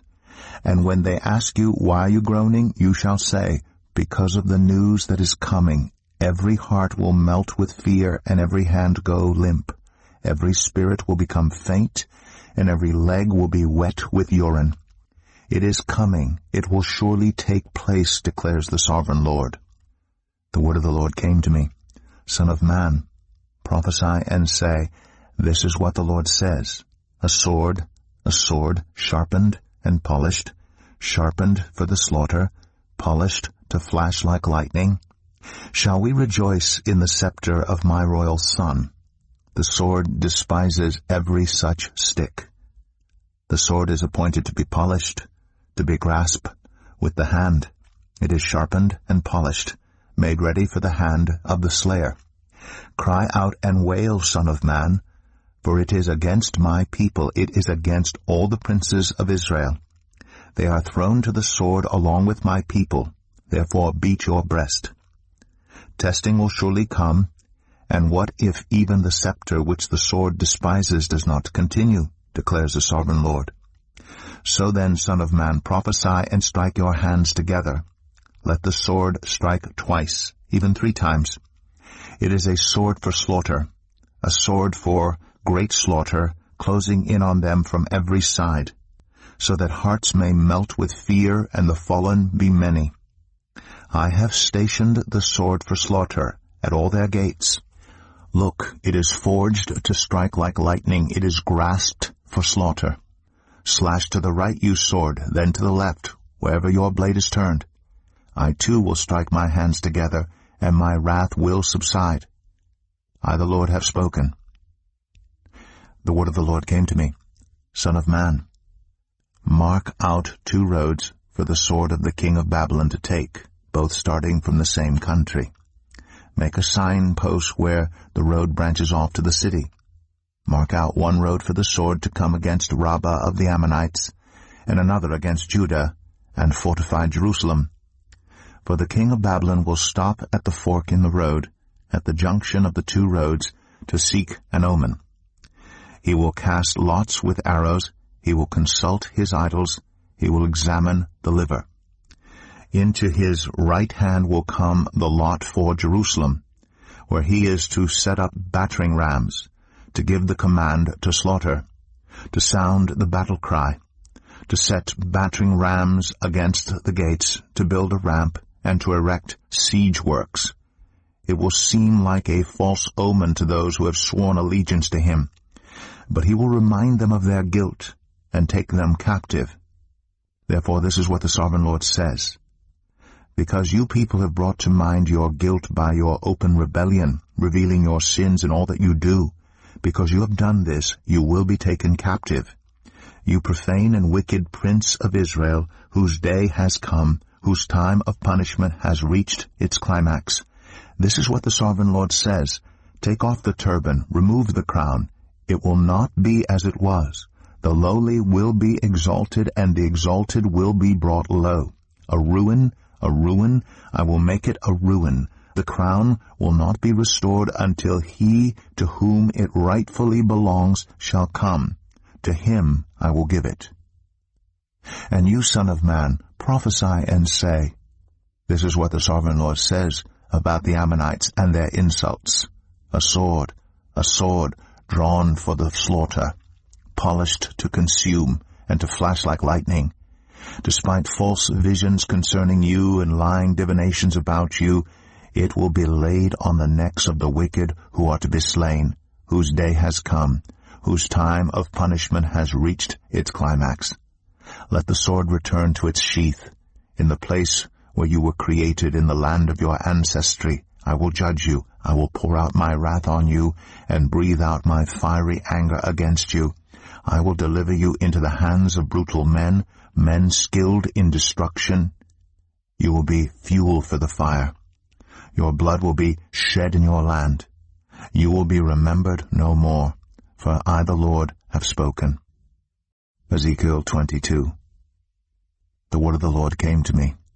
Son of man, will you judge her? Will you judge this city of bloodshed?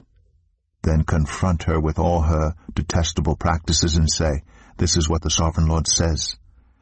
You city that brings on herself doom by shedding blood in her midst and defiles herself by making idols, you have become guilty because of the blood you have shed and have become defiled by the idols you have made.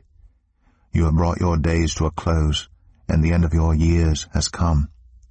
Therefore I will make you an object of scorn to the nations and a laughing stock to all the countries. Those who are near and those who are far away will mock you, you infamous city full of turmoil. See how each of the princes of Israel who are in you uses his power to shed blood. In you they have treated father and mother with contempt. In you they have oppressed the foreigner and mistreated the fatherless and the widow. You have despised my holy things and desecrated my Sabbaths. In you are slanderers who are bent on shedding blood. In you are those who eat at the mountain shrines and commit lewd acts. In you are those who dishonor their father's bed. In you are those who violate women during their period when they are ceremonially unclean. In you one man commits a detestable offense with his neighbor's wife, another shamefully defiles his daughter-in-law, and another violates his sister, his own father's daughter. In you are people who accept bribes to shed blood. You take interest and make a profit from the poor.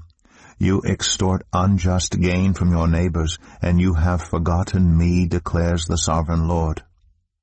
I will surely strike my hands together at the unjust gain you have made, and at the blood you have shed in your midst.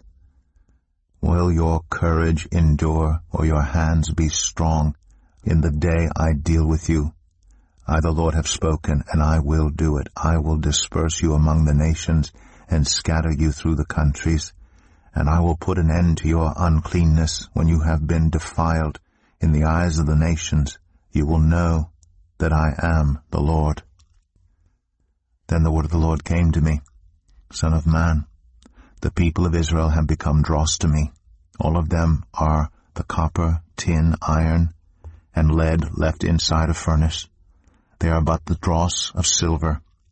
Therefore this is what the sovereign Lord says, because you have all become dross, I will gather you into Jerusalem, as silver, copper, iron, lead, and tin are gathered into a furnace to be melted with a fiery blast.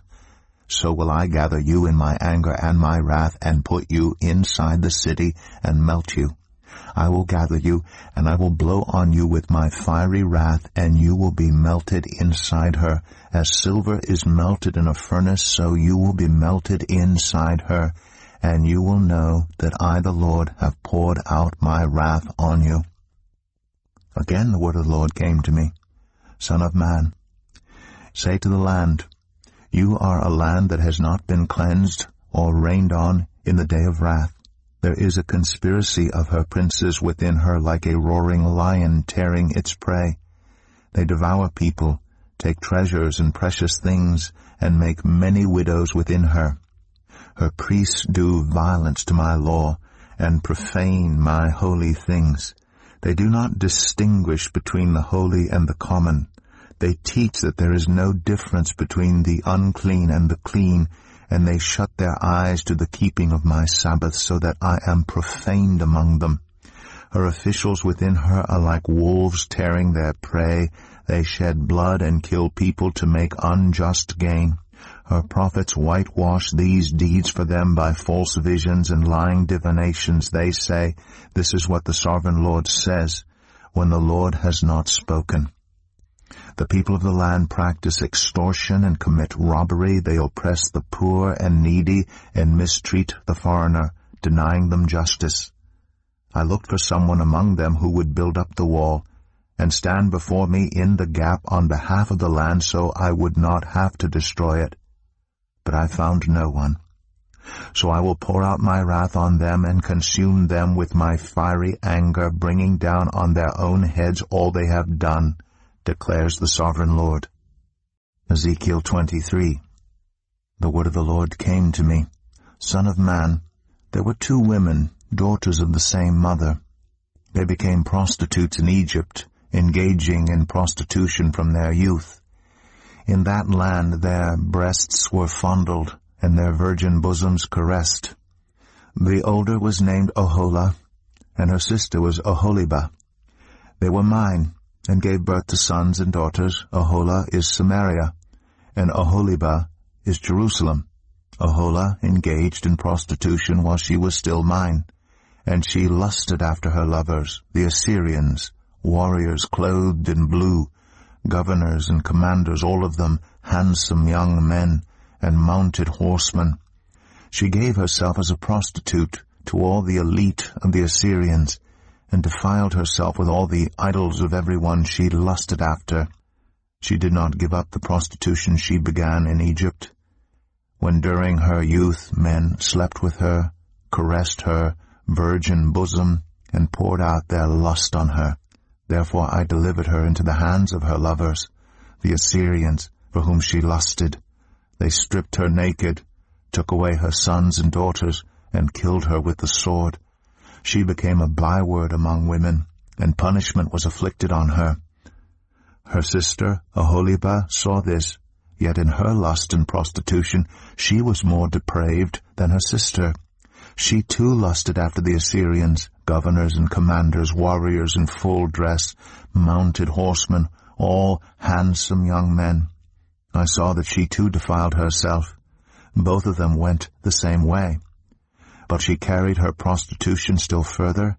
She saw men portrayed on a wall, figures of Chaldeans portrayed in red, with belts around their waists and flowing turbans on their heads. All of them looked like Babylonian chariot officers, natives of Chaldea. As soon as she saw them, she lusted after them and sent messengers to them in Chaldea. Then the Babylonians came to her, to the bed of love, and in their lust they defiled her. After she had been defiled by them, she turned away from them in disgust. When she carried on her prostitution openly and exposed her naked body, I turned away from her in disgust, just as I had turned away from her sister. Yet she became more and more promiscuous as she recalled the days of her youth when she was a prostitute in Egypt. There she lusted after her lovers, whose genitals were like those of donkeys, and whose emission was like that of horses. So you longed for the lewdness of your youth, when in Egypt your bosom was caressed, and your young breasts fondled. Therefore, Oholibah, this is what the Sovereign Lord says: I will stir up your lovers against you, those you turned away from in disgust, and I will bring them against you from every side, the Babylonians and all the Chaldeans, the men of Pekod and Shoa and Koa, and all the Assyrians with them, handsome young men, all of them governors and commanders, chariot officers, and men of high rank, all mounted on horses. They will come against you with weapons, chariots and wagons, and with a throng of people. They will take up positions against you on every side with large and small shields and with helmets. I will turn you over to them for punishment, and they will punish you according to their standards. I will direct my jealous anger against you, and they will deal with you in fury. They will cut off your noses and your ears, and those of you who are left will fall by the sword. They will take away your sons and daughters, and those of you who are left will be consumed by fire. They will also strip you of your clothes and take your fine jewelry. So I will put a stop to the lewdness and prostitution you began in Egypt. You will not look on these things with longing or remember Egypt any more. For this is what the Sovereign Lord says: I am about to deliver you into the hands of those you hate, to those you turned away from in disgust. They will deal with you in hatred and take away everything you have worked for. They will leave you stark naked, and the shame of your prostitution will be exposed. Your lewdness and promiscuity have brought this on you because you lusted after the nations and defiled yourself with their idols. You have gone the way of your sister, so I will put her cup into your hand. This is what the Sovereign Lord says: You will drink your sister's cup, a cup large and deep. It will bring scorn and derision, for it holds so much. You will be filled with drunkenness and sorrow, the cup of ruin and desolation, the cup of your sister Samaria. You will drink it and drain it dry and chew on its pieces, and you will tear your breasts. I have spoken, declares the Sovereign Lord. Therefore this is what the Sovereign Lord says, since you have forgotten me and turned your back on me, you must bear the consequences of your lewdness and prostitution. The Lord said to me, Son of man, will you judge Oholah and Oholibah? Then confront them with their detestable practices, for they have committed adultery, and blood is on their hands. They committed adultery with their idols. They even sacrificed their children, whom they bore to me, as food for them. They have also done this to me. At the same time, they defiled my sanctuary and desecrated my Sabbaths. On the very day they sacrificed their children to their idols, they entered my sanctuary and desecrated it. That is what they did in my house. They even sent messengers for men who came from far away, and when they arrived, you bathed yourself for them, applied eye makeup, and put on your jewelry. You sat on an elegant couch with a table spread before it, on which you had placed the incense and olive oil that belonged to me. The noise of a carefree crowd was around her. Drunkards were brought from the desert along with men from the rabble, and they put bracelets on the wrists of the woman and her sister, and beautiful crowns on their heads. Then I said about the one worn out by adultery, Now let them use her as a prostitute, for that is all she is. And they slept with her, as men sleep with a prostitute. So they slept with those lewd women, Oholah and Oholibah. But righteous judges will sentence them to the punishment of women who commit adultery and shed blood, because they are adulterous and blood is on their hands. This is what the Sovereign Lord says, Bring a mob against them and give them over to terror and plunder. The mob will stone them and cut them down with their swords. They will kill their sons and daughters and burn down their houses. So I will put an end to lewdness in the land, that all women may take warning and not imitate you. You will suffer the penalty for your lewdness and bear the consequences of your sins of idolatry. Then you will know that I am the Sovereign Lord. Ezekiel 24. In the 9th year, in the 10th month on the 10th day, the word of the Lord came to me. Son of man, record this date, this very date, because the king of Babylon has laid siege to Jerusalem this very day. Tell this rebellious people a parable and say to them, This is what the Sovereign Lord says. Put on the cooking pot, put it on and pour water into it. Put into it the pieces of meat, all the choice pieces, the leg and the shoulder. Fill it with the best of these bones. Take the pick of the flock. Pile wood beneath it for the bones. Bring it to a boil and cook the bones in it. For this is what the Sovereign Lord says. Woe to the city of bloodshed, to the pot now encrusted, whose deposit will not go away. Take the meat out, piece by piece, in whatever order it comes.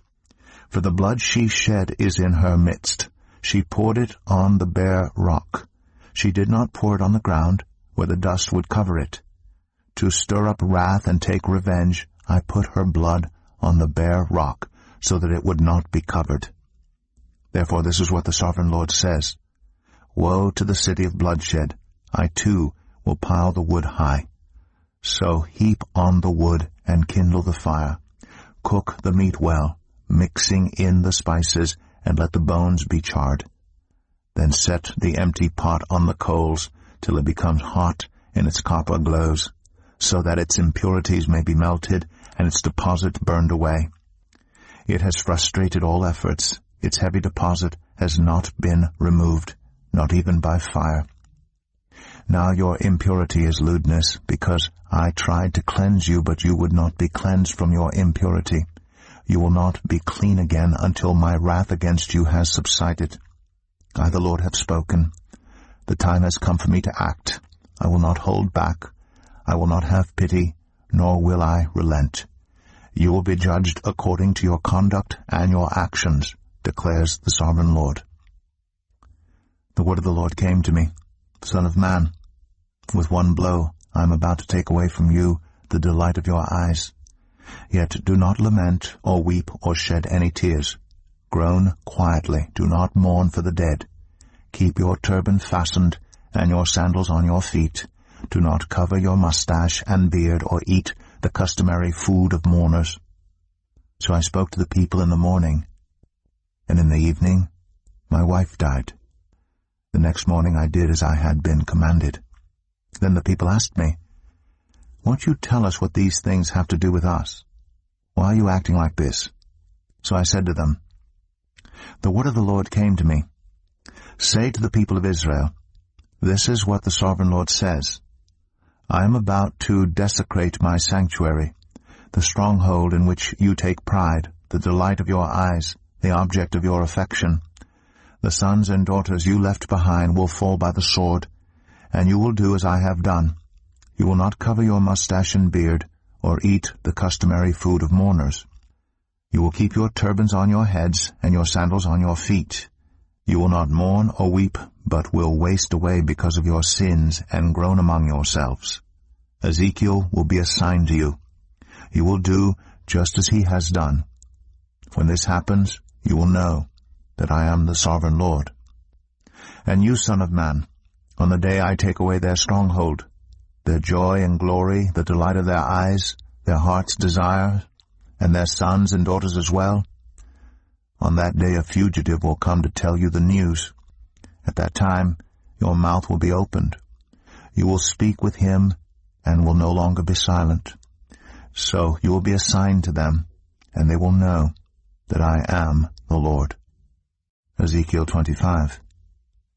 The word of the Lord came to me, "Son of man, set your face against the Ammonites and prophesy against them. Say to them, hear the word of the Sovereign Lord. This is what the Sovereign Lord says. Because you said, Aha, over my sanctuary when it was desecrated, and over the land of Israel when it was laid waste, and over the people of Judah when they went into exile, therefore I am going to give you to the people of the east as a possession. They will set up their camps and pitch their tents among you. They will eat your fruit and drink your milk. I will turn Rabbah into a pasture for camels, and Ammon into a resting place for sheep. Then you will know that I am the Lord. For this is what the Sovereign Lord says, because you have clapped your hands and stamped your feet, rejoicing with all the malice of your heart against the land of Israel. Therefore I will stretch out my hand against you, and give you as plunder to the nations. I will wipe you out from among the nations, and exterminate you from the countries. I will destroy you, and you will know that I am the Lord. This is what the Sovereign Lord says. Because Moab and Seir said, Look, Judah has become like all the other nations. Therefore I will expose the flank of Moab, beginning at its frontier towns, Beth-Jeshemeth, Baal-Meon, and Kiriathaim, the glory of that land. I will give Moab along with the Ammonites to the people of the east as a possession, so that the Ammonites will not be remembered among the nations, and I will inflict punishment on Moab. Then they will know that I am the Lord. This is what the Sovereign Lord says. Because Edom took revenge on Judah, and became very guilty by doing so, therefore this is what the Sovereign Lord says. I will stretch out my hand against Edom, and kill both man and beast. I will lay it waste, and from Teman to Dedan they will fall by the sword. I will take vengeance on Edom by the hand of my people Israel, and they will deal with Edom in accordance with my anger and my wrath. They will know my vengeance, declares the Sovereign Lord. This is what the Sovereign Lord says. Because the Philistines acted in vengeance and took revenge with malice in their hearts, and with ancient hostility sought to destroy Judah. Therefore this is what the Sovereign Lord says. I am about to stretch out my hand against the Philistines, and I will wipe out the Kerethites and destroy those remaining along the coast. I will carry out great vengeance on them and punish them in my wrath. Then they will know that I am the Lord when I take vengeance on them. Ezekiel 26.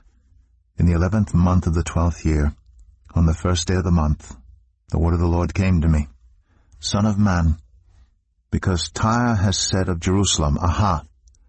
The gate to the nations is broken, and its doors have swung open to me, now that she lies in ruins. I will prosper. Therefore this is what the Sovereign Lord says. I am against you, Tyre. I will bring many nations against you. Like the sea casting up its waves, they will destroy the walls of Tyre and pull down her towers. I will scrape away her rubble and make her a bare rock. Out in the sea she will become a place to spread fish nets.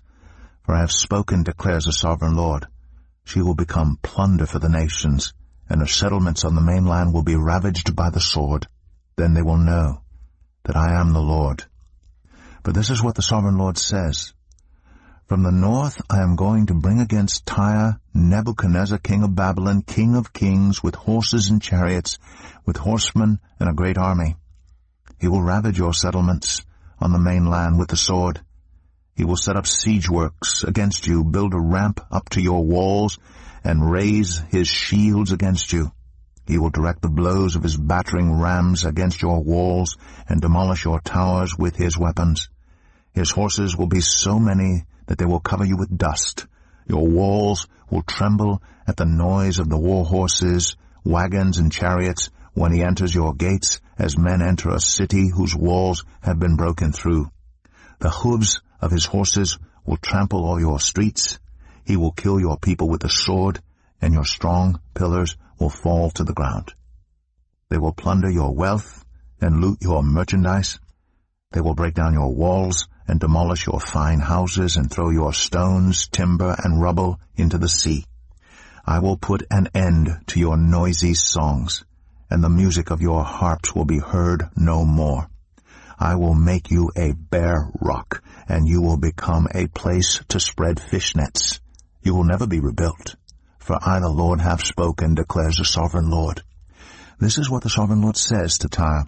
Will not the coastlands tremble at the sound of your fall, when the wounded groan and the slaughter takes place in you? And all the princes of the coast will step down from their thrones and lay aside their robes and take off their embroidered garments. Clothed with terror, they will sit on the ground, trembling every moment, appalled at you. Then they will take up a lament concerning you and say to you, How you are destroyed, city of renown, peopled by men of the sea. You were a power on the seas, you and your citizens. You put your terror on all who lived there. Now the coastlands tremble on the day of your fall. The islands in the sea are terrified at your collapse. This is what the sovereign Lord says. When I make you a desolate city like cities no longer inhabited, and when I bring the ocean depths over you and its vast waters cover you, then I will bring you down with those who go down to the pit, to the people of long ago. I will make you dwell in the earth below as in ancient ruins with those who go down to the pit, and you will not return or take your place in the land of the living. I will bring you to a horrible end, and you will be no more. You will be sought, but you will never again be found, declares the sovereign Lord. Ezekiel 27. The word of the Lord came to me, Son of man, take up a lament concerning Tyre. Say to Tyre, situated at the gateway to the sea, merchants of people on many coasts. This is what the sovereign Lord says.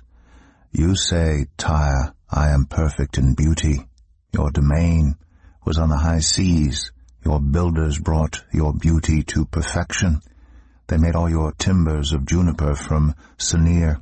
They took a cedar from Lebanon to make a mast for you. Of oaks from Bashan they made your oars. Of cypress wood from the coasts of Cyprus they made your deck adorned with ivory. Fine embroidered linen from Egypt was your sail and served as your banner. Your awnings were of blue and purple from the coast of Elisha. Men of Sidon and Arvad were your oarsmen. Your skilled men, Tyre, were aboard as your sailors. Veteran craftsmen of Byblos were on board as shipwrights to caulk your seams. All the ships of the sea and their sailors came alongside to trade for your wares. Men of Persia, Lydia, and Put served as soldiers in your army. They hung their shields and helmets on your walls, bringing you splendor. Men of Arvad and Helek guarded your walls on every side. Men of Gamad were in your towers. They hung their shields around your walls. They brought your beauty to perfection. Tarshish did business with you because of your great wealth of goods. They exchanged silver, iron, tin, and lead for your merchandise. Greece, Tubal, and Meshech did business with you. They traded human beings and articles of bronze for your wares. Men of Beth Togarmah exchanged chariot horses, cavalry horses, and mules for your merchandise. The men of Rhodes traded with you, and many coastlands were your customers. They paid you with ivory, tusks, and ebony. Aram did business with you because of your many products. They exchanged turquoise, purple fabric, embroidered work, fine linen, coral, and rubies for your merchandise. Judah and Israel traded with you. They exchanged wheat from Manith, and confections, honey, olive oil, and balm for your wares. Damascus did business with you because of your many products and great wealth of goods. They offered wine from Helbon, wool from Zohar, and casks of wine from Izal in exchange for your wares, wrought iron, cassia, and calamus. Dedan traded in saddle blankets with you. Arabia and all the princes of Kedar were your customers. They did business with you in lambs, rams, and goats. The merchants of Sheba and Ramah traded with you. For your merchandise they exchanged the finest of all kinds of spices and precious stones and gold. Haran, Canaan, and Eden, and merchants of Sheba, Asher, and Kilmad traded with you. In your marketplace they traded with you beautiful garments, blue fabric, embroidered work, and multicolored rugs with cords twisted and tightly knotted. The ships of Tarshish serve as carriers for your wares. You are filled with heavy cargo as you sail the sea. Your oarsmen take you out to the high seas, but the east wind will break you to pieces far out at sea. Your wealth, merchandise, and wares, your mariners, sailors, and shipwrights, your merchants and all your soldiers and everyone else on board will sink into the heart of the sea on the day of your shipwreck. The shorelands will quake when your sailors cry out. All who handle the oars will abandon their ships. The mariners and all the sailors will stand on the shore. They will raise their voice and cry bitterly over you. They will sprinkle dust on their heads and roll in ashes. They will shave their heads because of you, and will put on sackcloth. They will weep over you with anguish of soul and with bitter mourning. As they wail and mourn over you, they will take up a lament concerning you. Who was ever silenced, like Tyre surrounded by the sea? When your merchandise went out on the seas, you satisfied many nations. With your great wealth and your wares you enriched the kings of the earth. Now you are shattered by the sea in the depths of the waters. Your wares and all your company have gone down with you. All who live in the coastlands are appalled at you. Their kings shudder with horror, and their faces are distorted with fear. The merchants among the nations scoff at you. You have come to a horrible end, and will be no more. Ezekiel 28. The word of the Lord came to me. Son of man, say to the ruler of Tyre, this is what the sovereign Lord says. In the pride of your heart you say, I am a god. I sit on the throne of a god in the heart of the seas. But you are a mere mortal and not a god, though you think you are as wise as a god. Are you wiser than Daniel? Is no secret hidden from you? By your wisdom and understanding you have gained wealth for yourself, and amassed gold and silver in your treasuries. By your great skill in trading you have increased your wealth, and because of your wealth your heart has grown proud. Therefore this is what the sovereign Lord says. Because you think you are wise as a god, I am going to bring foreigners against you, the most ruthless of nations. They will draw their swords against your beauty and wisdom and pierce your shining splendor. They will bring you down to the pit, and you will die a violent death in the heart of the seas. Will you then say, I am a god, in the presence of those who kill you? You will be but a mortal, not a god, in the hands of those who slay you. You will die the death of the uncircumcised, at the hands of foreigners. I have spoken, declares the sovereign Lord. The word of the Lord came to me, Son of man, take up a lament concerning the king of Tyre, and say to him, This is what the sovereign Lord says. You were the seal of perfection, full of wisdom and perfect in beauty. You were in Eden, the garden of God. Every precious stone adorned you, carnelian, chrysolite, and emerald, topaz, onyx, and jasper, lapis lazuli, turquoise, and beryl. Your settings and mountings were made of gold.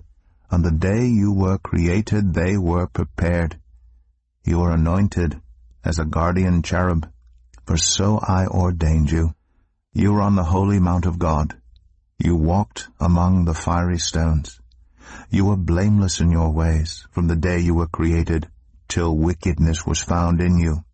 Through your widespread trade you were filled with violence, and you sinned. So I drove you in disgrace from the mount of God, and I expelled you, guardian cherub, from among the fiery stones. Your heart became proud on account of your beauty, and you corrupted your wisdom because of your splendor. So I threw you to the earth. I made a spectacle of you before kings. By your many sins and dishonest trade, you have desecrated your sanctuaries. So I made a fire come out from you, and it consumed you.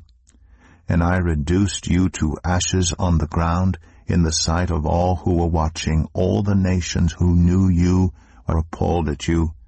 You have come to a horrible end and will be no more. The word of the Lord came to me, Son of man, set your face against Sidon, prophesy against her, and say, This is what the sovereign Lord says. I am against you, Sidon, and among you I will display my glory. You will know that I am the Lord when I inflict punishment on you, and within you am proved to be holy. I will send a plague upon you, and make blood flow in your streets. The slain will fall within you, with the sword against you on every side. Then you will know that I am the Lord. No longer will the people of Israel have malicious neighbors who are painful briars and sharp thorns. Then they will know that I am the sovereign Lord. This is what the sovereign Lord says. When I gather the people of Israel from the nations where they have been scattered, I will be proved holy through them in the sight of the nations. Then they will live in their own land, which I gave to my servant Jacob. They will live there in safety, and will build houses and plant vineyards. They will live in safety when I inflict punishment on all their neighbors who maligned them. Then they will know that I am the Lord their God. Ezekiel 29. In the 10th year, in the 10th month, on the 12th day, the word of the Lord came to me, Son of man, set your face against Pharaoh, king of Egypt, and prophesy against him and against all Egypt. Speak to him and say, This is what the sovereign Lord says. I am against you, Pharaoh, king of Egypt, you great monster lying among your streams. You say, The Nile belongs to me. I made it for myself. But I will put hooks in your jaws and make the fish of your streams stick to your scales. I will pull you out from among your streams, with all the fish sticking to your scales. I will leave you in the desert, you and all the fish of your streams. You will fall on the open field and not be gathered or picked up. I will give you as food to the beasts of the earth and the birds of the sky. Then all who live in Egypt will know that I am the Lord. You have been a staff of reed for the people of Israel. When they grasped you with their hands, you splintered, and you tore open their shoulders. When they leaned on you, you broke, and their backs were wrenched. Therefore this is what the sovereign Lord says. I will bring a sword against you, and kill both man and beast. Egypt will become a desolate wasteland. Then they will know that I am the Lord. Because you said, The Nile is mine, I made it. Therefore I am against you and against your streams. And I will make the land of Egypt a ruin and a desolate waste from Migdol to Aswan, as far as the border of Cush. The foot of neither man nor beast will pass through it. No one will live there for 40 years. I will make the land of Egypt desolate among devastated lands, and her cities will lie desolate 40 years among ruined cities, and I will disperse the Egyptians among the nations, and scatter them through the countries. Yet this is what the Sovereign Lord says.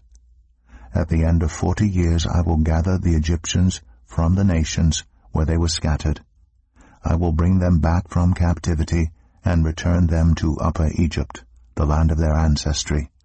There they will be a lowly kingdom. It will be the lowliest of kingdoms, and will never again exalt itself above the other nations. I will make it so weak that it will never again rule over the nations.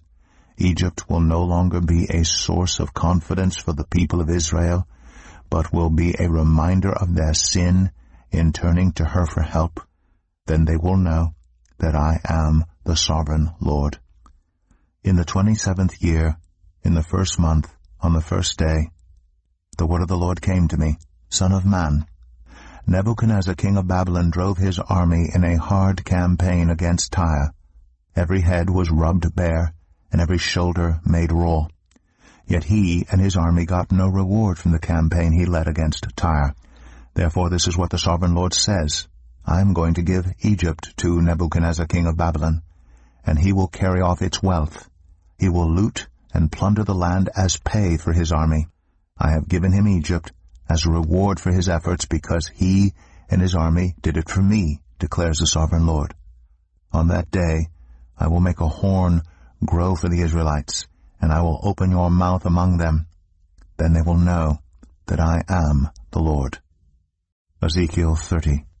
The word of the Lord came to me, Son of man, prophesy and say, This is what the Sovereign Lord says. Wail and say, Alas for that day! For the day is near. The day of the Lord is near, a day of clouds, a time of doom for the nations. A sword will come against Egypt, and anguish will come upon Cush. When the slain fall in Egypt, her wealth will be carried away and her foundations torn down. Cush and Libya, Lydia and all Arabia, Cub, and the people of the covenant land will fall by the sword along with Egypt. This is what the Lord says. The allies of Egypt will fall, and her proud strength will fail. From Migdol to Aswan they will fall by the sword within her, declares the Sovereign Lord. They will be desolate among desolate lands, and their cities will lie among ruined cities. Then they will know that I am the Lord, when I set fire to Egypt, and all her helpers are crushed. On that day messengers will go out from me in ships to frighten Cush out of her complacency. Anguish will take hold of them on the day of Egypt's doom, for it is sure to come. This is what the Sovereign Lord says. I will put an end to the hordes of Egypt by the hand of Nebuchadnezzar king of Babylon. He and his army, the most ruthless of nations, will be brought in to destroy the land. They will draw their swords against Egypt and fill the land with the slain. I will dry up the waters of the Nile and sell the land to an evil nation. By the hand of foreigners I will lay waste the land and everything in it. I, the Lord, have spoken. This is what the Sovereign Lord says. I will destroy the idols and put an end to the images in Memphis. No longer will there be a prince in Egypt, and I will spread fear throughout the land. I will lay waste Upper Egypt, set fire to Zoan, and inflict punishment on Thebes. I will pour out my wrath on Pelusium, the stronghold of Egypt, and wipe out the hordes of Thebes. I will set fire to Egypt. Pelusium will writhe in agony. Thebes will be taken by storm. Memphis will be in constant distress. The young men of Heliopolis and Bubastis will fall by the sword, and the cities themselves will go into captivity. Dark will be the day at Tapanis, when I break the yoke of Egypt. There her proud strength will come to an end. She will be covered with clouds, and her villages will go into captivity. So I will inflict punishment on Egypt, and they will know that I am the Lord. In the 11th year, in the 1st month, on the 7th day, the word of the Lord came to me, Son of man, I have broken the arm of Pharaoh, king of Egypt. It has not been bound up to be healed or put in a splint, so that it may become strong enough to hold a sword. Therefore this is what the Sovereign Lord says. I am against Pharaoh king of Egypt. I will break both his arms, the good arm as well as the broken one, and make the sword fall from his hand. I will disperse the Egyptians among the nations, and scatter them through the countries. I will strengthen the arms of the king of Babylon, and put my sword in his hand. But I will break the arms of Pharaoh, and he will groan before him, like a mortally wounded man. I will strengthen the arms of the king of Babylon, but the arms of Pharaoh will fall limp. Then they will know that I am the Lord, when I put my sword into the hand of the king of Babylon, and he brandishes it against Egypt. I will disperse the Egyptians among the nations, and scatter them through the countries. Then they will know that I am the Lord. Ezekiel 31. In the 11th year, in the 3rd month, on the 1st day, the word of the Lord came to me. Son of man, say to Pharaoh king of Egypt, and to his hordes, who can be compared with you in majesty?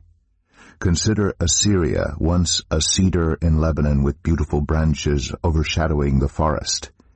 It towered on high, its top above the thick foliage. The waters nourished it. Deep springs made it grow tall. Their streams flowed all around its base and sent their channels to all the trees of the field. So it towered higher than all the trees of the field. Its boughs increased, and its branches grew long, spreading because of abundant waters. All the birds of the sky nested in its boughs. All the animals of the wild gave birth under its branches. All the great nations lived in its shade. It was majestic in beauty with its spreading boughs, for its roots went down to abundant waters. The cedars in the garden of God could not rival it, nor could the junipers equal its boughs, nor could the plane trees compare with its branches.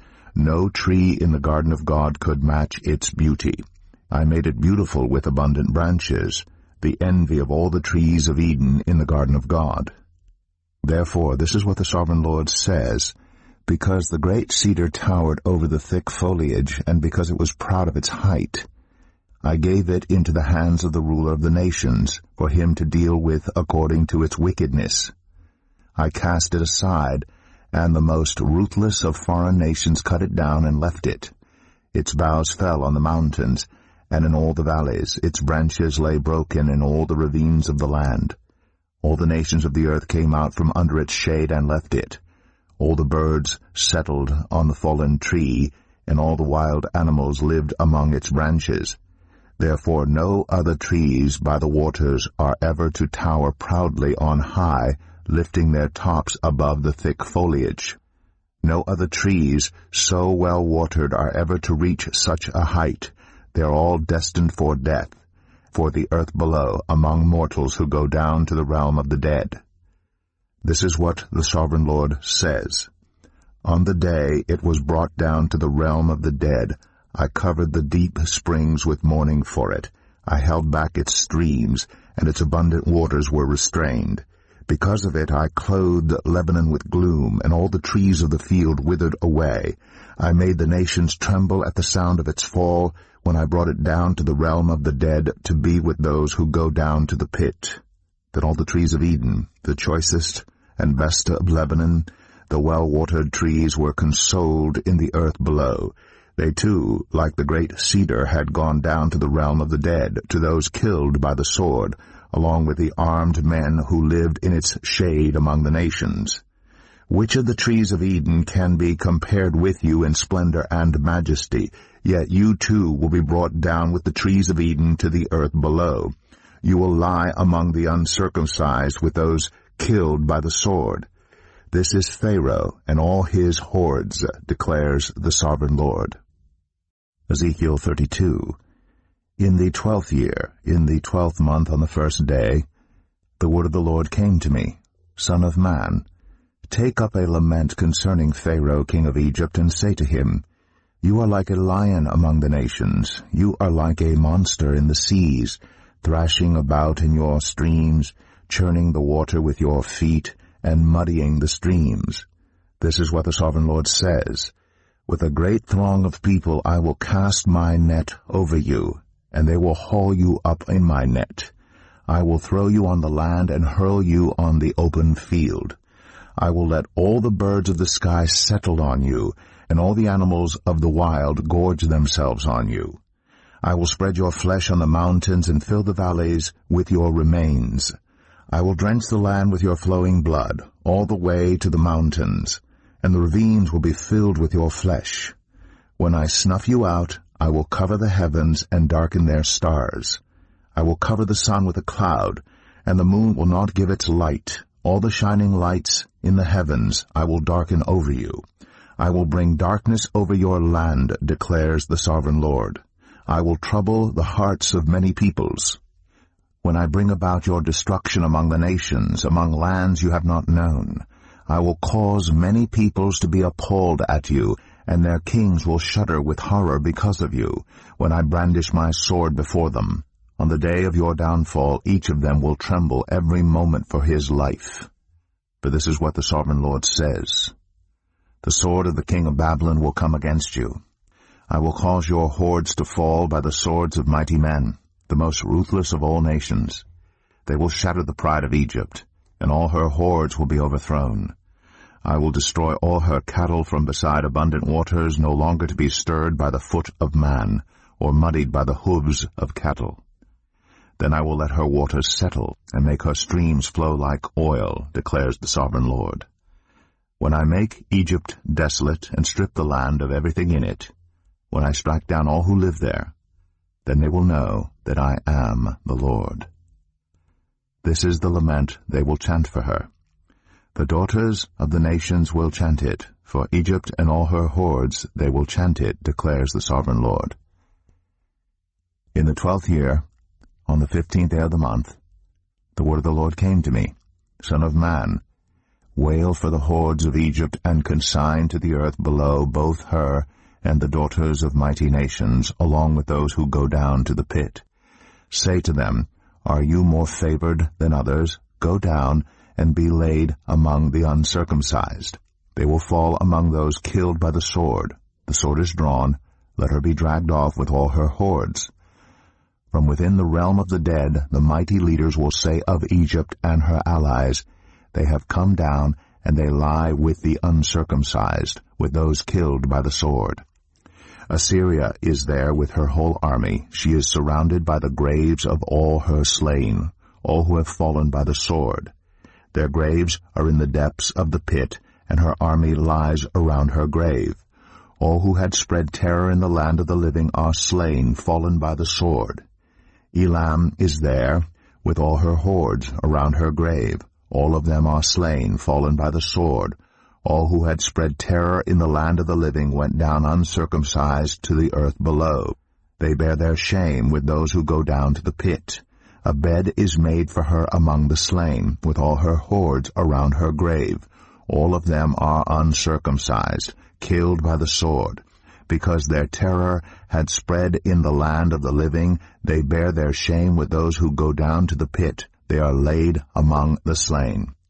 Meshach and Tubal are there, with all their hordes around their graves. All of them are uncircumcised, killed by the sword, because they spread their terror in the land of the living.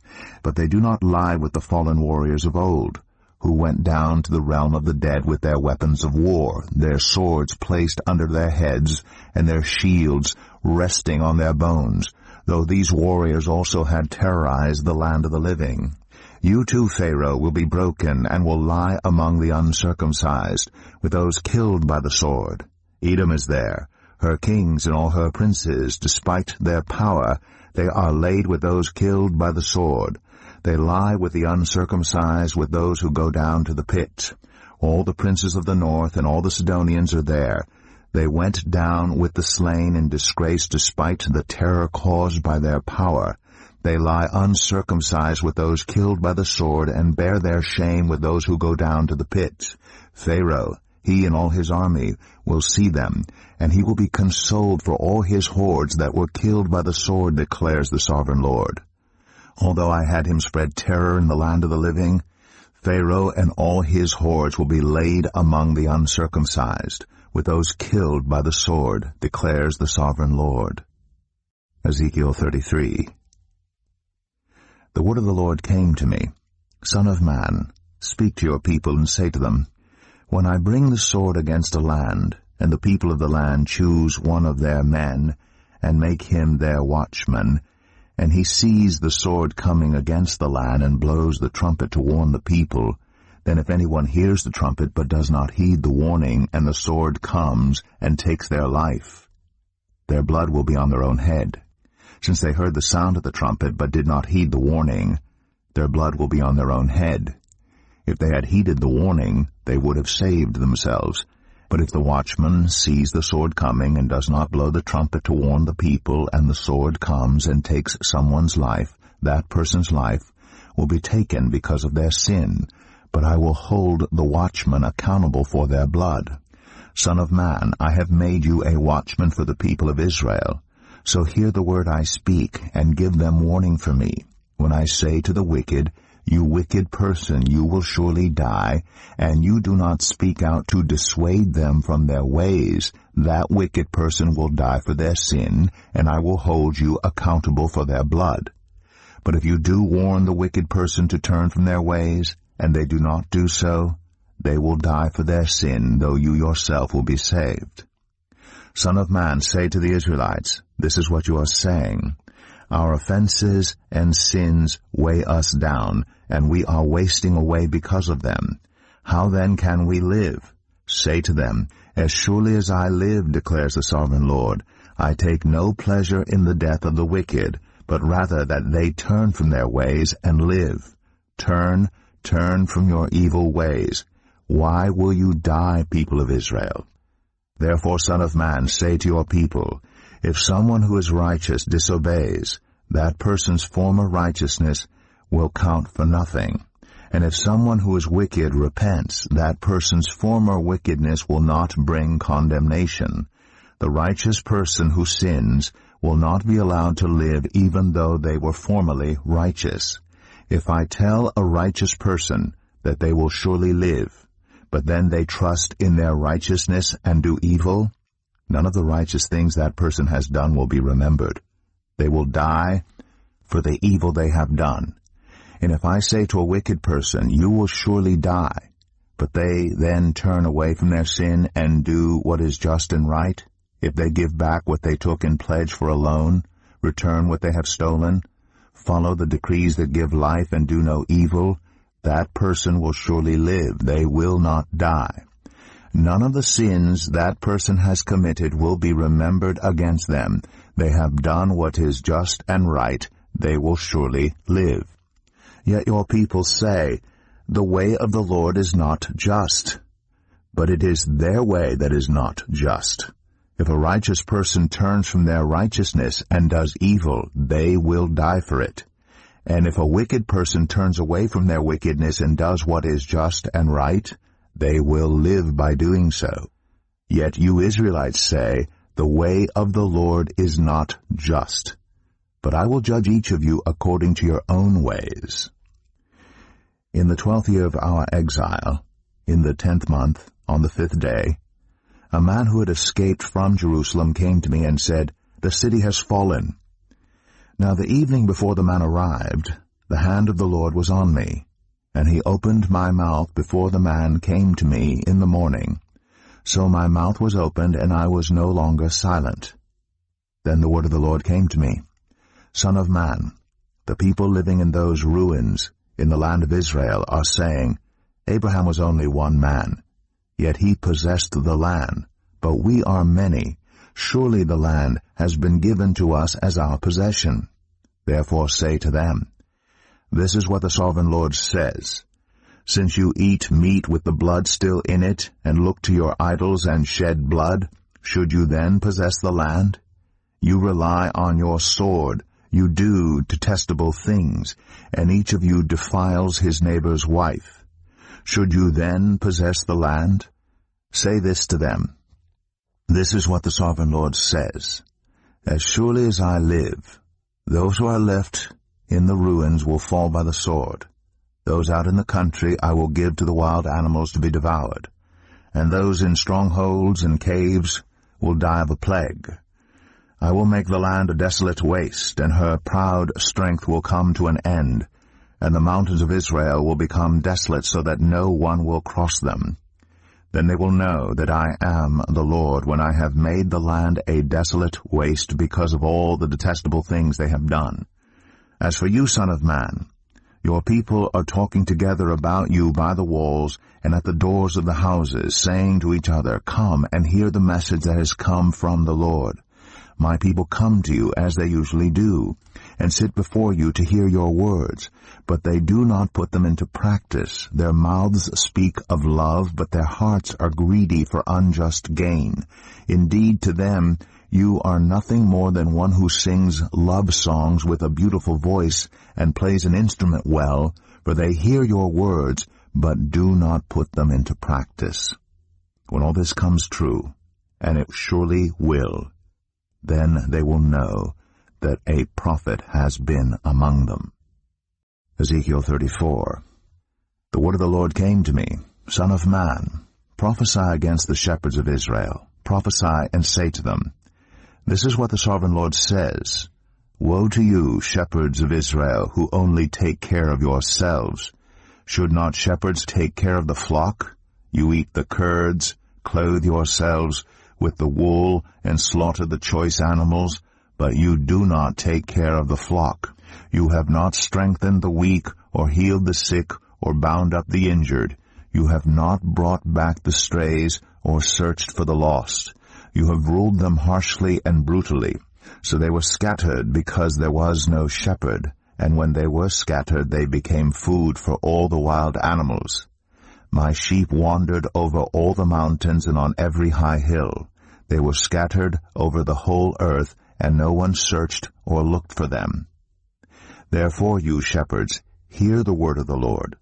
As surely as I live, declares the sovereign Lord, because my flock lacks a shepherd, and so has been plundered, and has become food for all the wild animals, and because my shepherds did not search for my flock, but cared for themselves rather than for my flock. Therefore, you shepherds, hear the word of the Lord. This is what the sovereign Lord says. I am against the shepherds, and will hold them accountable for my flock. I will remove them from tending the flock so that the shepherds can no longer feed themselves. I will rescue my flock from their mouths, and it will no longer be food for them. For this is what the sovereign Lord says. I myself will search for my sheep and look after them. As a shepherd looks after his scattered flock when he is with them, so will I look after my sheep. I will rescue them from all the places where they were scattered on a day of clouds and darkness. I will bring them out from the nations and gather them from the countries, and I will bring them into their own land. I will pasture them on the mountains of Israel, in the ravines, and in all the settlements in the land. I will tend them in a good pasture, and the mountain heights of Israel will be their grazing land. There they will lie down in good grazing land, and there they will feed in a rich pasture on the mountains of Israel. I myself will tend my sheep, and have them lie down, declares the sovereign Lord. I will search for the lost, and bring back the strays. I will bind up the injured and strengthen the weak. But the sleek and the strong I will destroy. I will shepherd the flock with justice. As for you, my flock, this is what the sovereign Lord says. I will judge between one sheep and another, and between rams and goats. Is it not enough for you to feed on the good pasture? Must you also trample the rest of your pasture with your feet? Is it not enough for you to drink clear water? Must you also muddy the rest with your feet? Must my flock feed on what you have trampled and drink what you have muddied with your feet? Therefore this is what the sovereign Lord says to them. See, I myself will judge between the fat sheep and the lean sheep. Because you shove with flank and shoulder, butting all the weak sheep with your horns until you have driven them away, I will save my flock, and they will no longer be plundered. I will judge between one sheep and another. I will place over them one shepherd, my servant David, and he will tend them. He will tend them and be their shepherd. I, the Lord, will be their God, and my servant David will be prince among them. I, the Lord, have spoken. I will make a covenant of peace with them, and rid the land of savage beasts, so that they may live in the wilderness and sleep in the forests in safety. I will make them and the places surrounding my hill a blessing. I will send down showers in season. There will be showers of blessing. The trees will yield their fruit, and the ground will yield its crops. The people will be secure in their land. They will know that I am the Lord when I break the bars of their yoke and rescue them from the hands of those who enslaved them. They will no longer be plundered by the nations, nor will wild animals devour them. They will live in safety, and no one will make them afraid. I will provide for them a land renowned for its crops, and they will no longer be victims of famine in the land or bear the scorn of the nations. Then they will know that I, the Lord their God, am with them, and that they, the Israelites, are my people, declares the sovereign Lord. You are my sheep, the sheep of my pasture, and I am your God, declares the sovereign Lord. Ezekiel 35. The word of the Lord came to me. Son of man, set your face against Mount Seir. Prophesy against it and say, This is what the sovereign Lord says. I am against you, Mount Seir, and I will stretch out my hand against you and make you a desolate waste. I will turn your towns into ruins, and you will be desolate. Then you will know that I am the Lord. Because you harbored an ancient hostility and delivered the Israelites over to the sword at the time of their calamity, the time their punishment reached its climax. Therefore, as surely as I live, declares the sovereign Lord, I will give you over to bloodshed, and it will pursue you. Since you did not hate bloodshed, bloodshed will pursue you. I will make Mount Seir a desolate waste, and cut off from it all who come and go. I will fill your mountains with the slain. Those killed by the sword will fall on your hills, and in your valleys, and in all your ravines. I will make you desolate forever. Your towns will not be inhabited. Then you will know that I am the Lord. Because you have said, These two nations and countries will be ours, and we will take possession of them, even though I, the Lord, was there. Therefore, as surely as I live, declares the sovereign Lord, I will treat you in accordance with the anger and jealousy you showed in your hatred of them, and I will make myself known among them when I judge you. Then you will know that I, the Lord, have heard all the contemptible things you have said against the mountains of Israel. You said, They have been laid waste, and have been given over to us to devour. You boasted against me, and spoke against me without restraint, and I heard it. This is what the sovereign Lord says. While the whole earth rejoices, I will make you desolate, because you rejoiced when the inheritance of Israel became desolate. That is how I will treat you. You will be desolate, Mount Seir, you and all of Edom. Then they will know that I am the Lord. Ezekiel 36. Son of man, prophesy to the mountains of Israel, and say, Mountains of Israel, hear the word of the Lord. This is what the sovereign Lord says. The enemy said of you, Aha! The ancient heights have become our possession. Therefore prophesy and say, This is what the sovereign Lord says. Because they ravaged and crushed you from every side, so that you became the possession of the rest of the nations, and the object of people's malicious talk and slander. Therefore, mountains of Israel, hear the word of the sovereign Lord. This is what the sovereign Lord says to the mountains and hills, to the ravines and valleys, to the desolate ruins and the deserted towns that have been plundered and ridiculed by the rest of the nations around you. This is what the sovereign Lord says. In my burning zeal I have spoken against the rest of the nations and against all Edom, for with glee and with malice in their hearts they made my land their own possession, so that they might plunder its pasture land. Therefore prophesy concerning the land of Israel, and say to the mountains and hills, to the ravines and valleys, This is what the Sovereign Lord says. I speak in my jealous wrath, because you have suffered the scorn of the nations.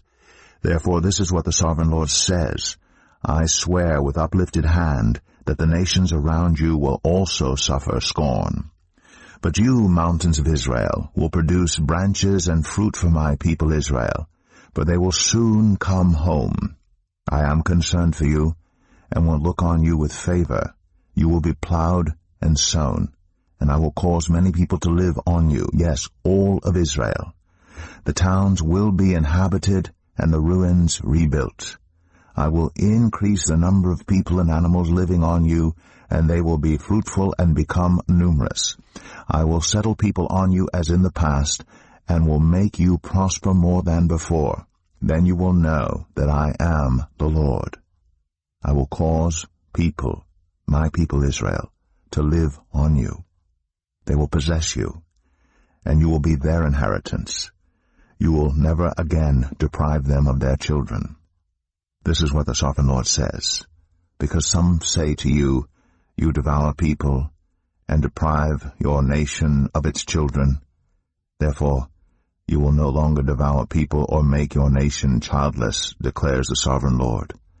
No longer will I make you hear the taunts of the nations, and no longer will you suffer the scorn of the peoples, or cause your nation to fall, declares the Sovereign Lord. Again the word of the Lord came to me, Son of man. When the people of Israel were living in their own land, they defiled it by their conduct and their actions. Their conduct was like a woman's monthly uncleanness in my sight. So I poured out my wrath on them because they had shed blood in the land, and because they had defiled it with their idols.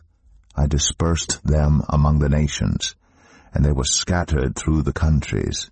I judged them according to their conduct and their actions, and wherever they went among the nations they profaned my holy name, for it was said of them, These are the Lord's people, and yet they had to leave his land.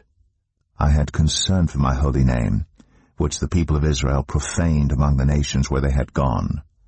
Therefore say to the Israelites, This is what the Sovereign Lord says.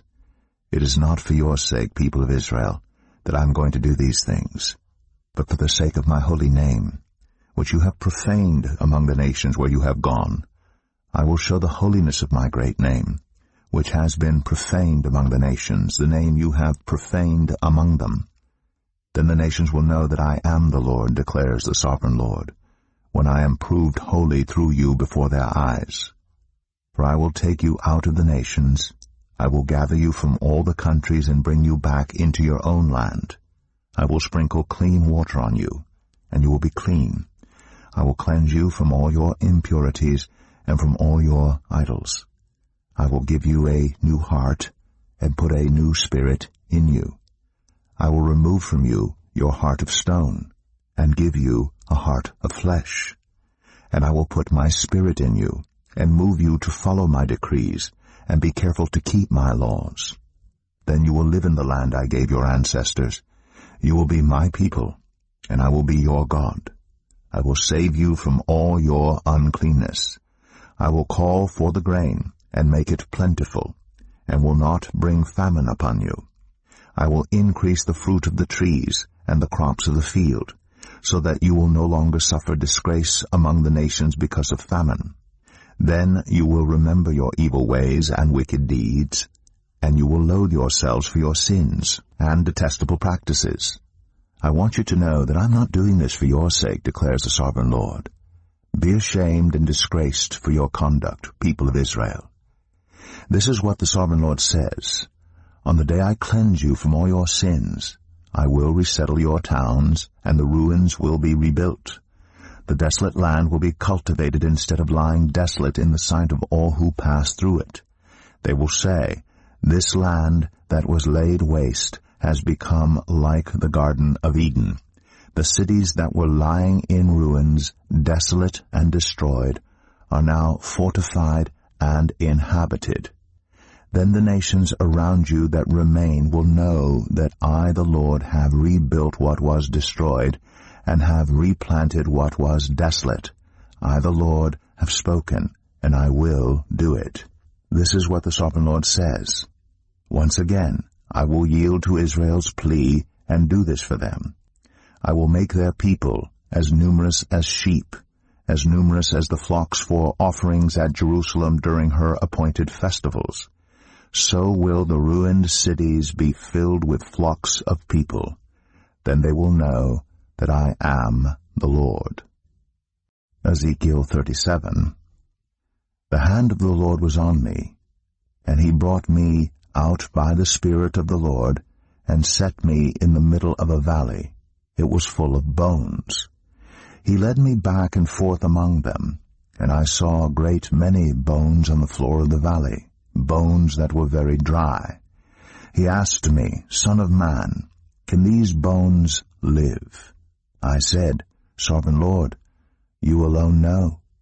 Then he said to me, Prophesy to these bones, and say to them, Dry bones, hear the word of the Lord. This is what the Sovereign Lord says to these bones. I will make breath enter you, and you will come to life. I will attach tendons to you, and make flesh come upon you, and cover you with skin. I will put breath in you, and you will come to life. Then you will know that I am the Lord. So I prophesied as I was commanded, and as I was prophesying there was a noise, a rattling sound, and the bones came together, bone to bone. I looked, and tendons and flesh appeared on them, and skin covered them, but there was no breath in them. Then he said to me, Prophesy to the breath. Prophesy, Son of man, and say to it, This is what the Sovereign Lord says. Come, breath, from the four winds, and breathe into these slain, that they may live. So I prophesied as he commanded me, and breath entered them. They came to life, and stood up on their feet, a vast army. Then he said to me, Son of man, these bones are the people of Israel. They say, Our bones are dried up, and our hope is gone. We are cut off. Therefore prophesy and say to them, This is what the Sovereign Lord says. My people, I am going to open your graves, and bring you up from them. I will bring you back to the land of Israel. Then you, my people, will know that I am the Lord, when I open your graves and bring you up from them.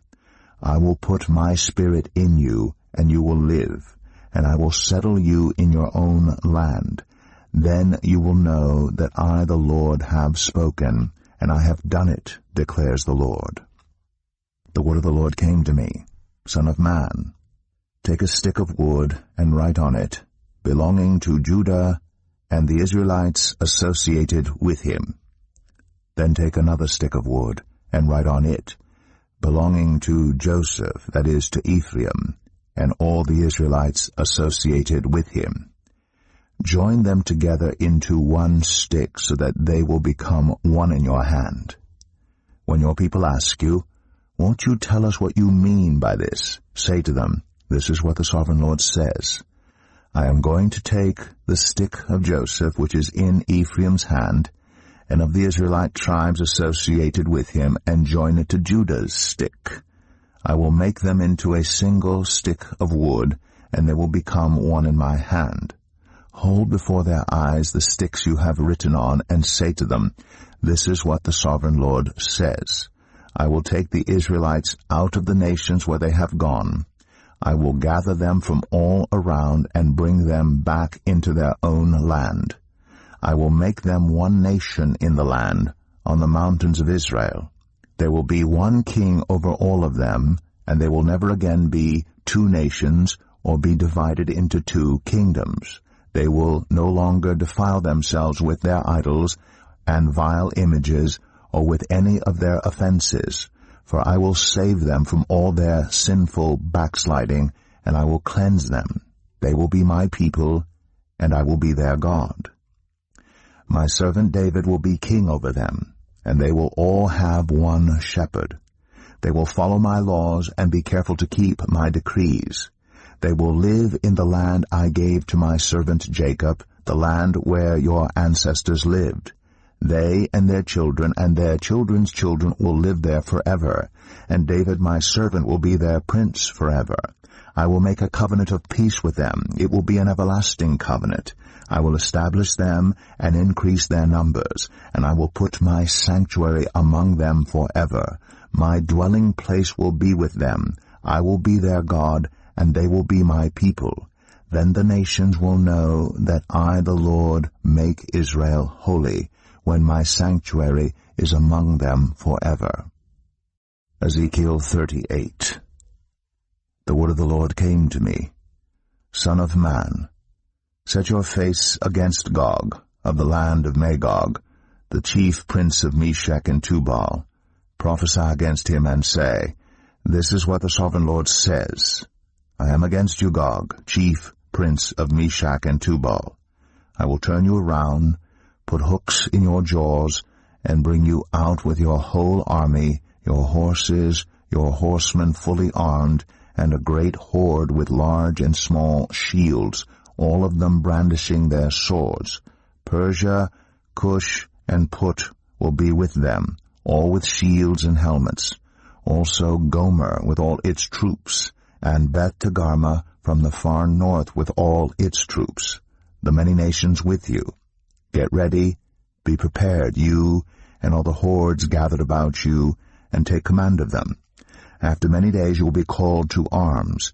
In future years you will invade a land that has recovered from war, whose people were gathered from many nations to the mountains of Israel, which had long been desolate. They had been brought out from the nations, and now all of them live in safety. You and all your troops and the many nations with you will go up, advancing like a storm. You will be like a cloud covering the land. This is what the sovereign Lord says. On that day thoughts will come into your mind, and you will devise an evil scheme. You will say, I will invade a land of unwalled villages. I will attack a peaceful and unsuspecting people, all of them living without walls and without gates and bars. I will plunder and loot and turn my hand against the resettled ruins and the people gathered from the nations, rich in livestock and goods, living at the center of the land. Sheba and Dedan and the merchants of Tarshish and all her villages will say to you, Have you come to plunder? Have you gathered your hordes to loot, to carry off silver and gold, to take away livestock and goods, and to seize much plunder? Therefore, Son of man, prophesy and say to Gog, This is what the sovereign Lord says. In that day, when my people Israel are living in safety, will you not take notice of it? Will you come from your place in the far north, you and many nations with you, all of them riding on horses, a great horde, a mighty army? You will advance against my people Israel like a cloud that covers the land. In days to come, Gog, I will bring you against my land, so that the nations may know me when I am proved holy through you before their eyes. This is what the sovereign Lord says. You are the one I spoke of in former days by my servants, the prophets of Israel. At that time they prophesied for years that I would bring you against them. This is what will happen in that day.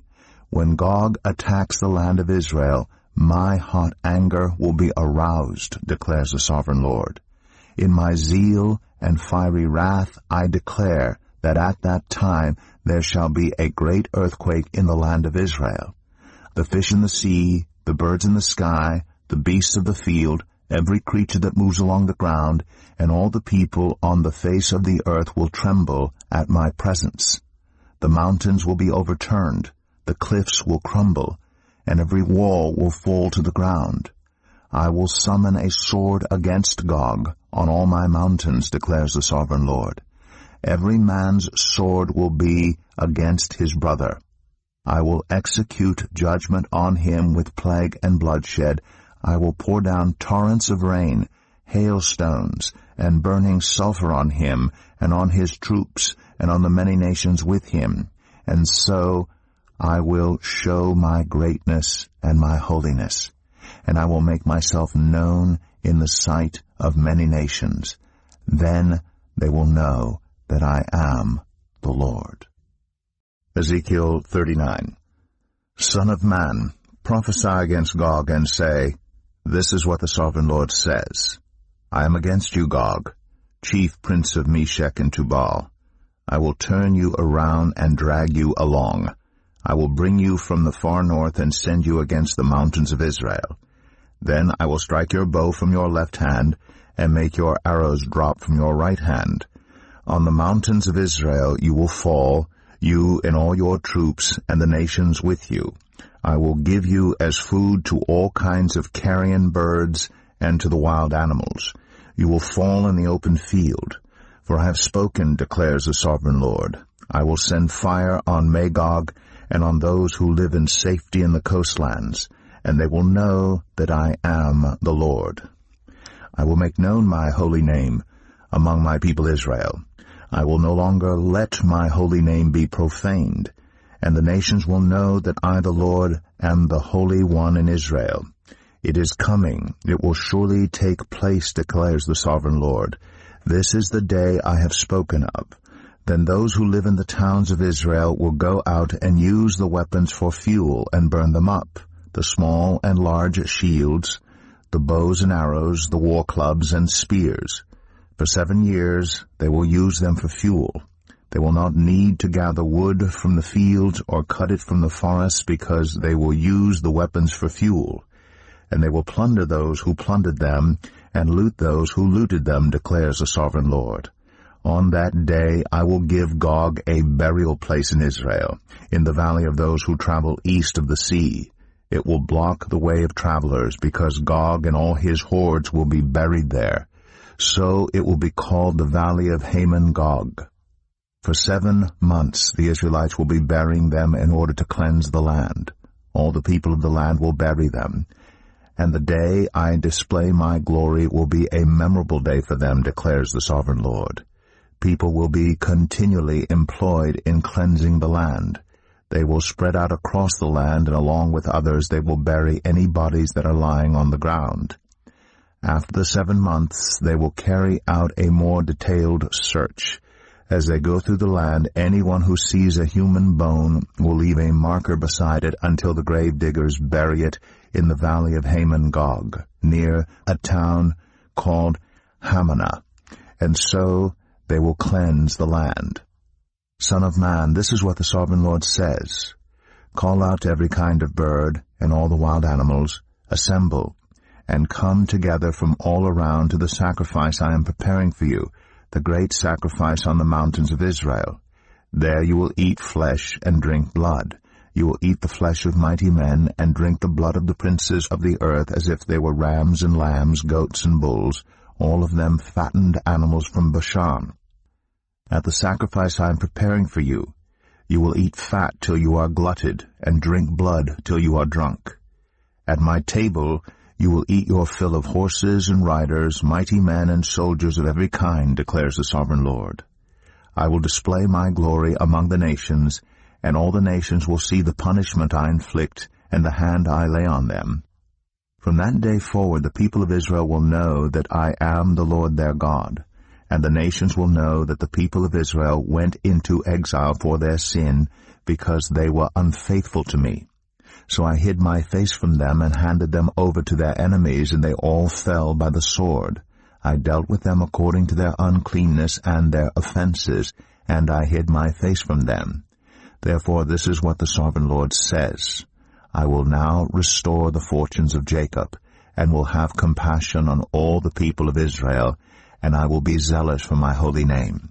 They will forget their shame and all the unfaithfulness they showed toward me when they lived in safety in their land, with no one to make them afraid. When I have brought them back from the nations and have gathered them from the countries of their enemies, I will be proved holy through them in the sight of many nations. Then they will know that I am the Lord their God, for though I sent them into exile among the nations, I will gather them to their own land, not leaving any behind. I will no longer hide my face from them, for I will pour out my Spirit on the people of Israel, declares the sovereign Lord. Ezekiel 40. In the 25th year of our exile, at the beginning of the year, on the 10th of the month, in the 14th year after the fall of the city, on that very day, the hand of the Lord was on me, and he took me there.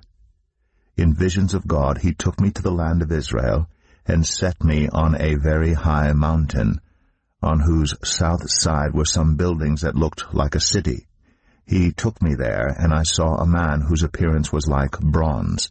He was standing in the gateway with a linen cord and a measuring rod in his hand. The man said to me, "Son of man, look carefully and listen closely, and pay attention to everything I am going to show you, for that is why you have been brought here. Tell the people of Israel everything you see." I saw a wall completely surrounding the temple area. The length of the measuring rod in the man's hand was 6 long cubits, each of which was a cubit and a handbreadth. He measured the wall. It was 1 measuring rod thick and 1 rod high. Then he went to the east gate. He climbed its steps and measured the threshold of the gate. It was 1 rod deep.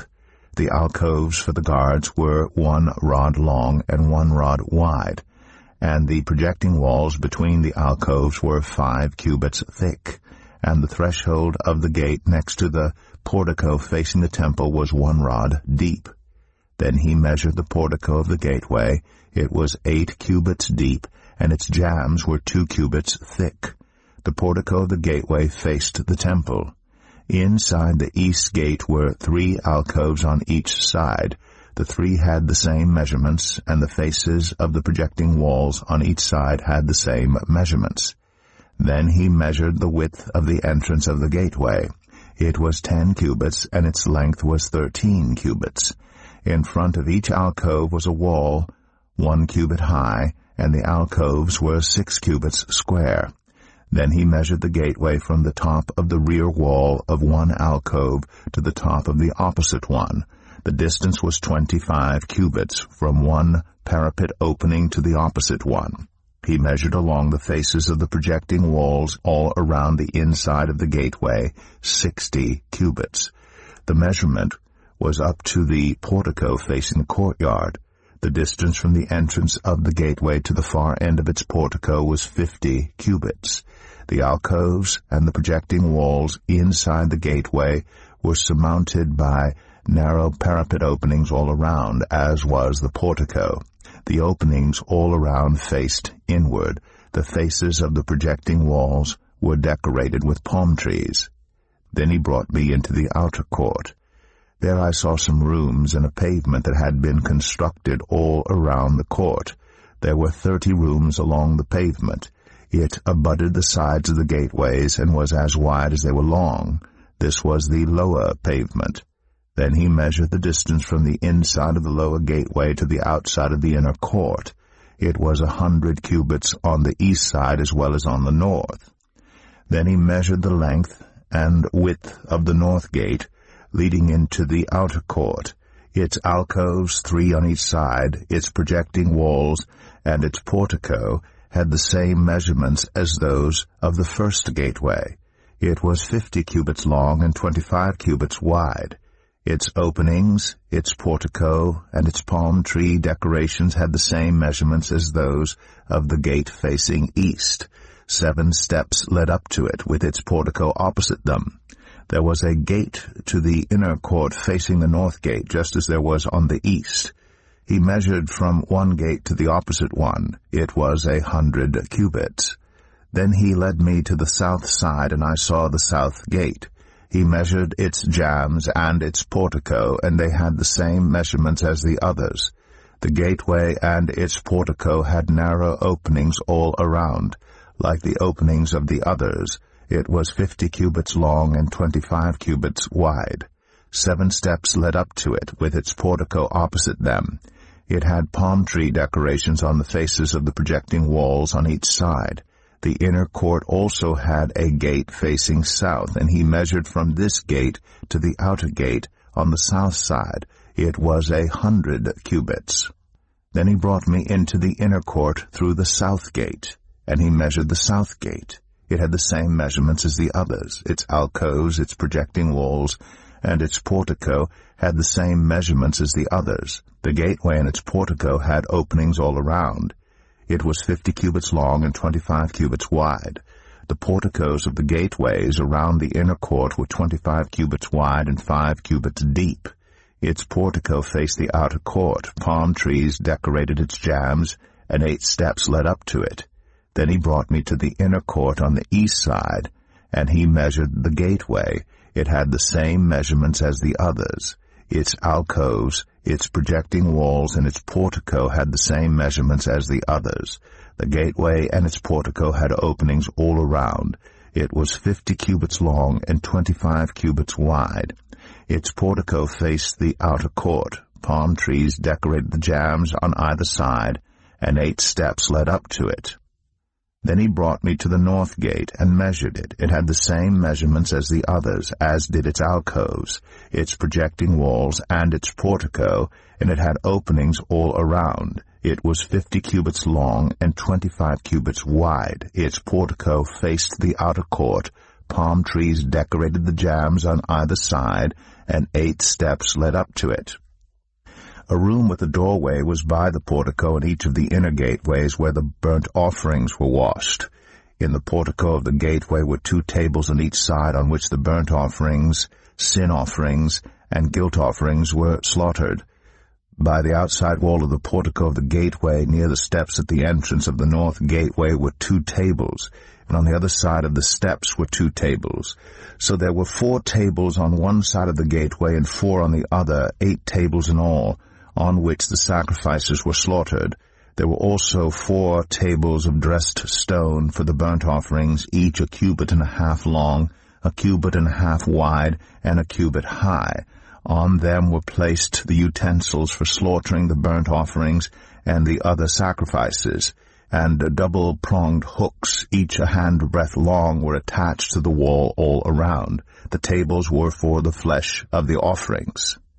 Outside the inner gate, within the inner court, were 2 rooms, one at the side of the north gate and facing south, and another at the side of the south gate and facing north.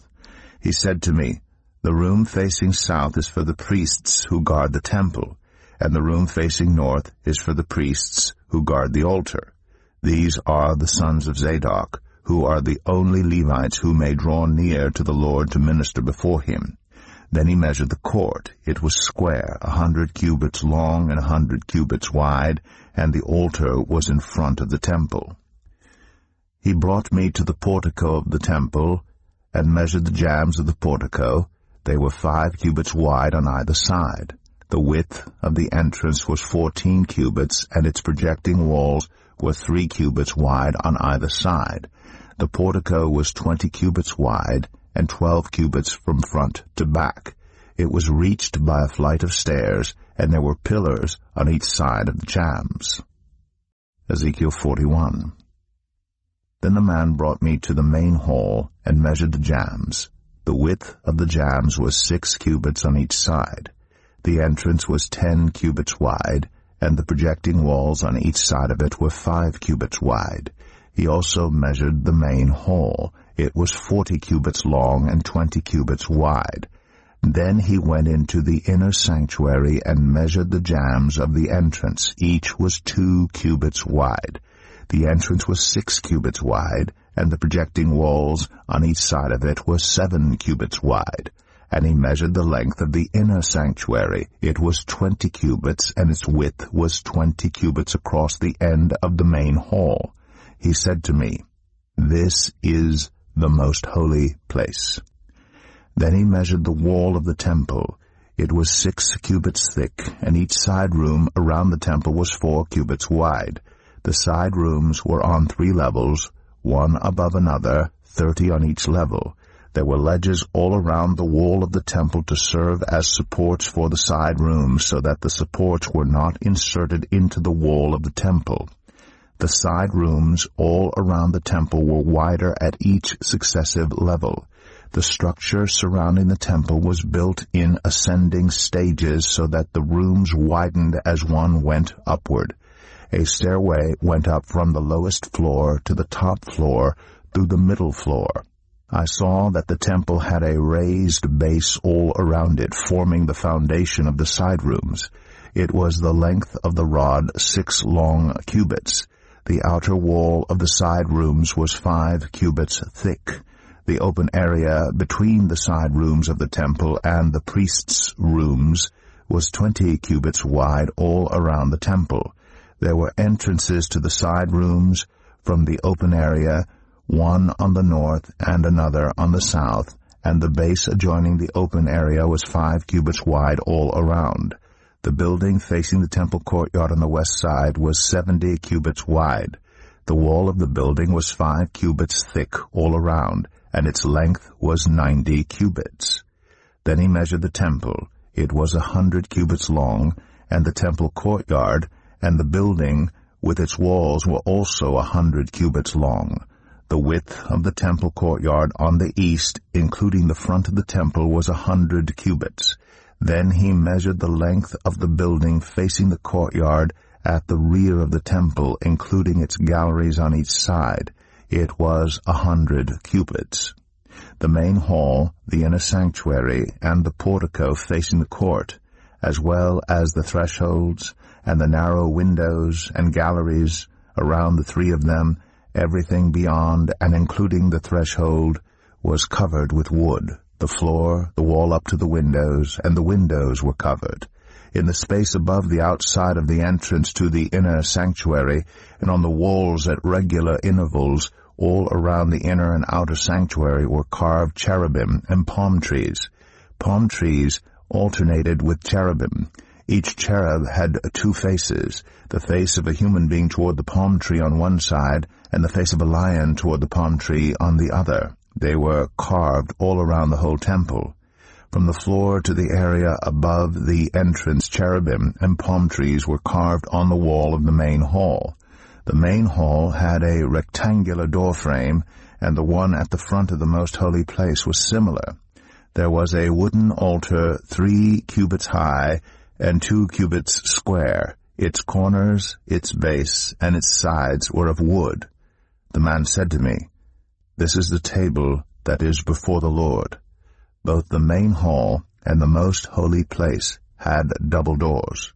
Each door had 2 leaves, 2 hinged leaves for each door.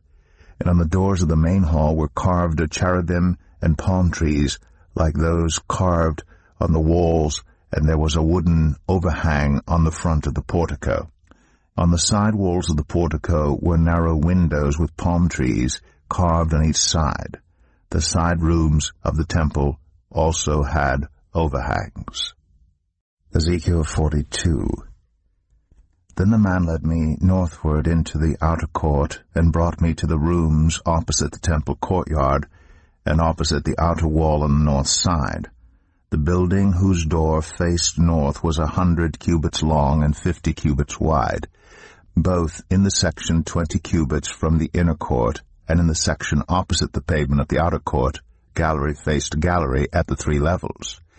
In front of the rooms was an inner passageway 10 cubits wide and 100 cubits long.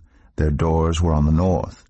Now the upper rooms were narrower, for the galleries took more space from them than from the rooms on the lower and middle floors of the building. The rooms on the top floor had no pillars, as the courts had, so they were smaller in floor space than those on the lower and middle floors. There was an outer wall parallel to the rooms and the outer court. It extended in front of the rooms for 50 cubits, while the row of rooms on the side next to the outer court was 50 cubits long. The row on the side nearest the sanctuary was 100 cubits long. The lower rooms had an entrance on the east side as one enters them from the outer court. On the south side along the length of the wall of the outer court, adjoining the temple courtyard and opposite the outer wall, were rooms with a passageway in front of them. These were like the rooms on the north. They had the same length and width with similar exits and dimensions. Similar to the doorways on the north were the doorways of the rooms on the south. There was a doorway at the beginning of the passageway that was parallel to the corresponding wall extending eastward by which one enters the rooms. Then he said to me, The north and south rooms facing the temple courtyard are the priests' rooms, where the priests who approach the Lord will eat the most holy offerings. There they will put the most holy offerings, the grain offerings, the sin offerings, and the guilt offerings, for the place is holy. Once the priests enter the holy precincts, they are not to go into the outer court until they leave behind the garments in which they minister. For these are holy. They are to put on other clothes before they go near the places that are for the people.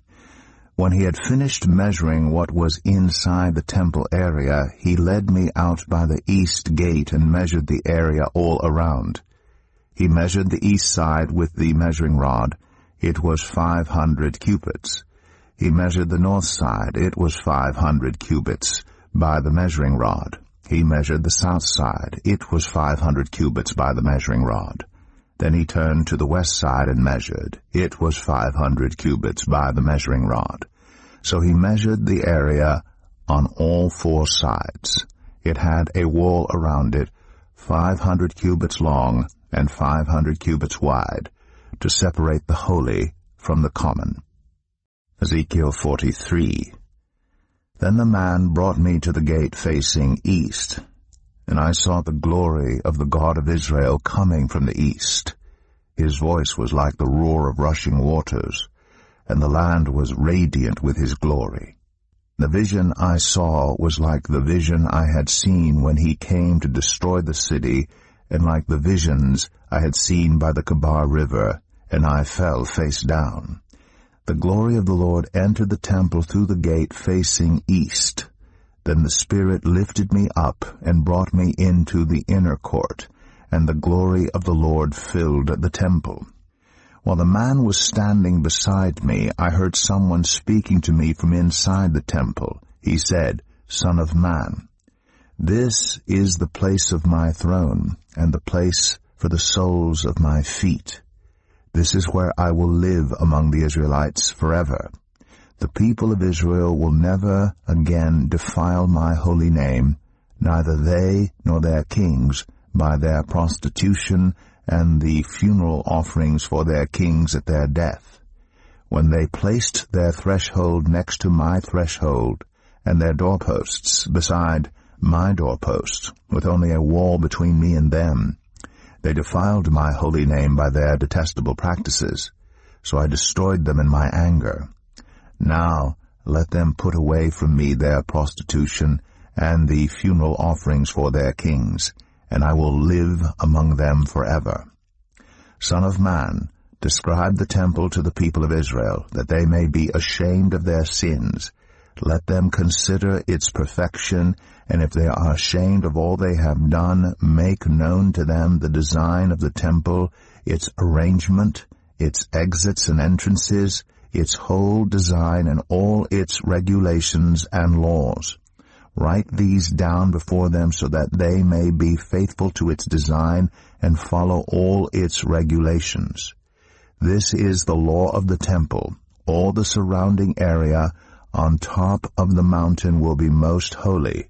Such is the law of the temple. These are the measurements of the altar in long cubits, that cubit being a cubit and a handbreadth. Its gutter is a cubit deep and a cubit wide, with a rim of 1 span around the edge. And this is the height of the altar. From the gutter on the ground up to the lower ledge that goes around the altar, it is 2 cubits high, and the ledge is a cubit wide. From this lower ledge to the upper ledge that goes around the altar, it is 4 cubits high, and that ledge is also a cubit wide. Above that, the altar hearth is 4 cubits high, and 4 horns project upward from the hearth. The altar hearth is square, 12 cubits long, and 12 cubits wide. The upper ledge also is square, 14 cubits long, and 14 cubits wide. All around the altar is a gutter of 1 cubit with a rim of half a cubit. The steps of the altar face east. Then he said to me, Son of man, this is what the sovereign Lord says. These will be the regulations for sacrificing burnt offerings and splashing blood against the altar when it is built. You are to give a young bull as a sin offering to the Levitical priests of the family of Zadok, who come near to minister before me, declares the Sovereign Lord. You are to take some of its blood and put it on the 4 horns of the altar and on the 4 corners of the upper ledge and all around the rim, and so purify the altar and make atonement for it. You are to take the bull for the sin offering and burn it in the designated part of the temple area outside the sanctuary. On the 2nd day you are to offer a male goat without defect for a sin offering, and the altar is to be purified as it was purified with the bull. When you have finished purifying it, you are to offer a young bull and a ram from the flock, both without defect. You are to offer them before the Lord, and the priests are to sprinkle salt on them and sacrifice them as a burnt offering to the Lord. For 7 days you are to provide a male goat daily for a sin offering. You are also to provide a young bull and a ram from the flock, both without defect. For 7 days they are to make atonement for the altar and cleanse it. Thus they will dedicate it. At the end of these days, from the 8th day on, the priests are to present your burnt offerings and fellowship offerings on the altar. Then I will accept you, declares the Sovereign Lord. Ezekiel 44. Then the man brought me back to the outer gate of the sanctuary, the one facing east, and it was shut. The Lord said to me, "This gate is to remain shut. It must not be opened. No one may enter through it. It is to remain shut because the Lord, the God of Israel, has entered through it. The prince himself is the only one who may sit inside the gateway to eat in the presence of the Lord. He is to enter by way of the portico of the gateway and go out the same way." Then the man brought me by way of the north gate to the front of the temple. I looked and saw the glory of the Lord filling the temple of the Lord, and I fell face down. The Lord said to me, "Son of man, look carefully, listen closely, and give attention to everything I tell you concerning all the regulations and instructions regarding the temple of the Lord. Give attention to the entrance to the temple and all the exits of the sanctuary. Say to rebellious Israel, this is what the Sovereign Lord says. Enough of your detestable practices, people of Israel. In addition to all your other detestable practices, you brought foreigners uncircumcised in heart and flesh into my sanctuary, desecrating my temple while you offered me food, fat, and blood, and you broke my covenant. Instead of carrying out your duty in regard to my holy things, you put others in charge of my sanctuary. This is what the Sovereign Lord says. No foreigner uncircumcised in heart and flesh is to enter my sanctuary, not even the foreigners who live among the Israelites. The Levites who went far from me when Israel went astray, and who wandered from me after their idols, must bear the consequences of their sin.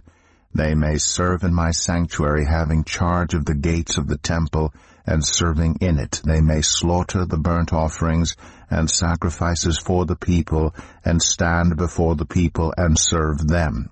But because they served them in the presence of their idols, and made the people of Israel fall into sin, therefore I have sworn with uplifted hand that they must bear the consequences of their sin, declares the Sovereign Lord. They are not to come near to serve me as priests, or come near any of my holy things, or my most holy offerings. They must bear the shame of their detestable practices, and I will appoint them to guard the temple for all the work that is to be done in it. But the Levitical priests, who are descendants of Zadok, and who guarded my sanctuary when the Israelites went astray from me, are to come near to minister before me. They are to stand before me to offer sacrifices of fat and blood, declares the Sovereign Lord. They alone are to enter my sanctuary. They alone are to come near my table to minister before me and serve me as guards. When they enter the gates of the inner court, they are to wear linen clothes. They must not wear any woolen garment while ministering at the gates of the inner court or inside the temple.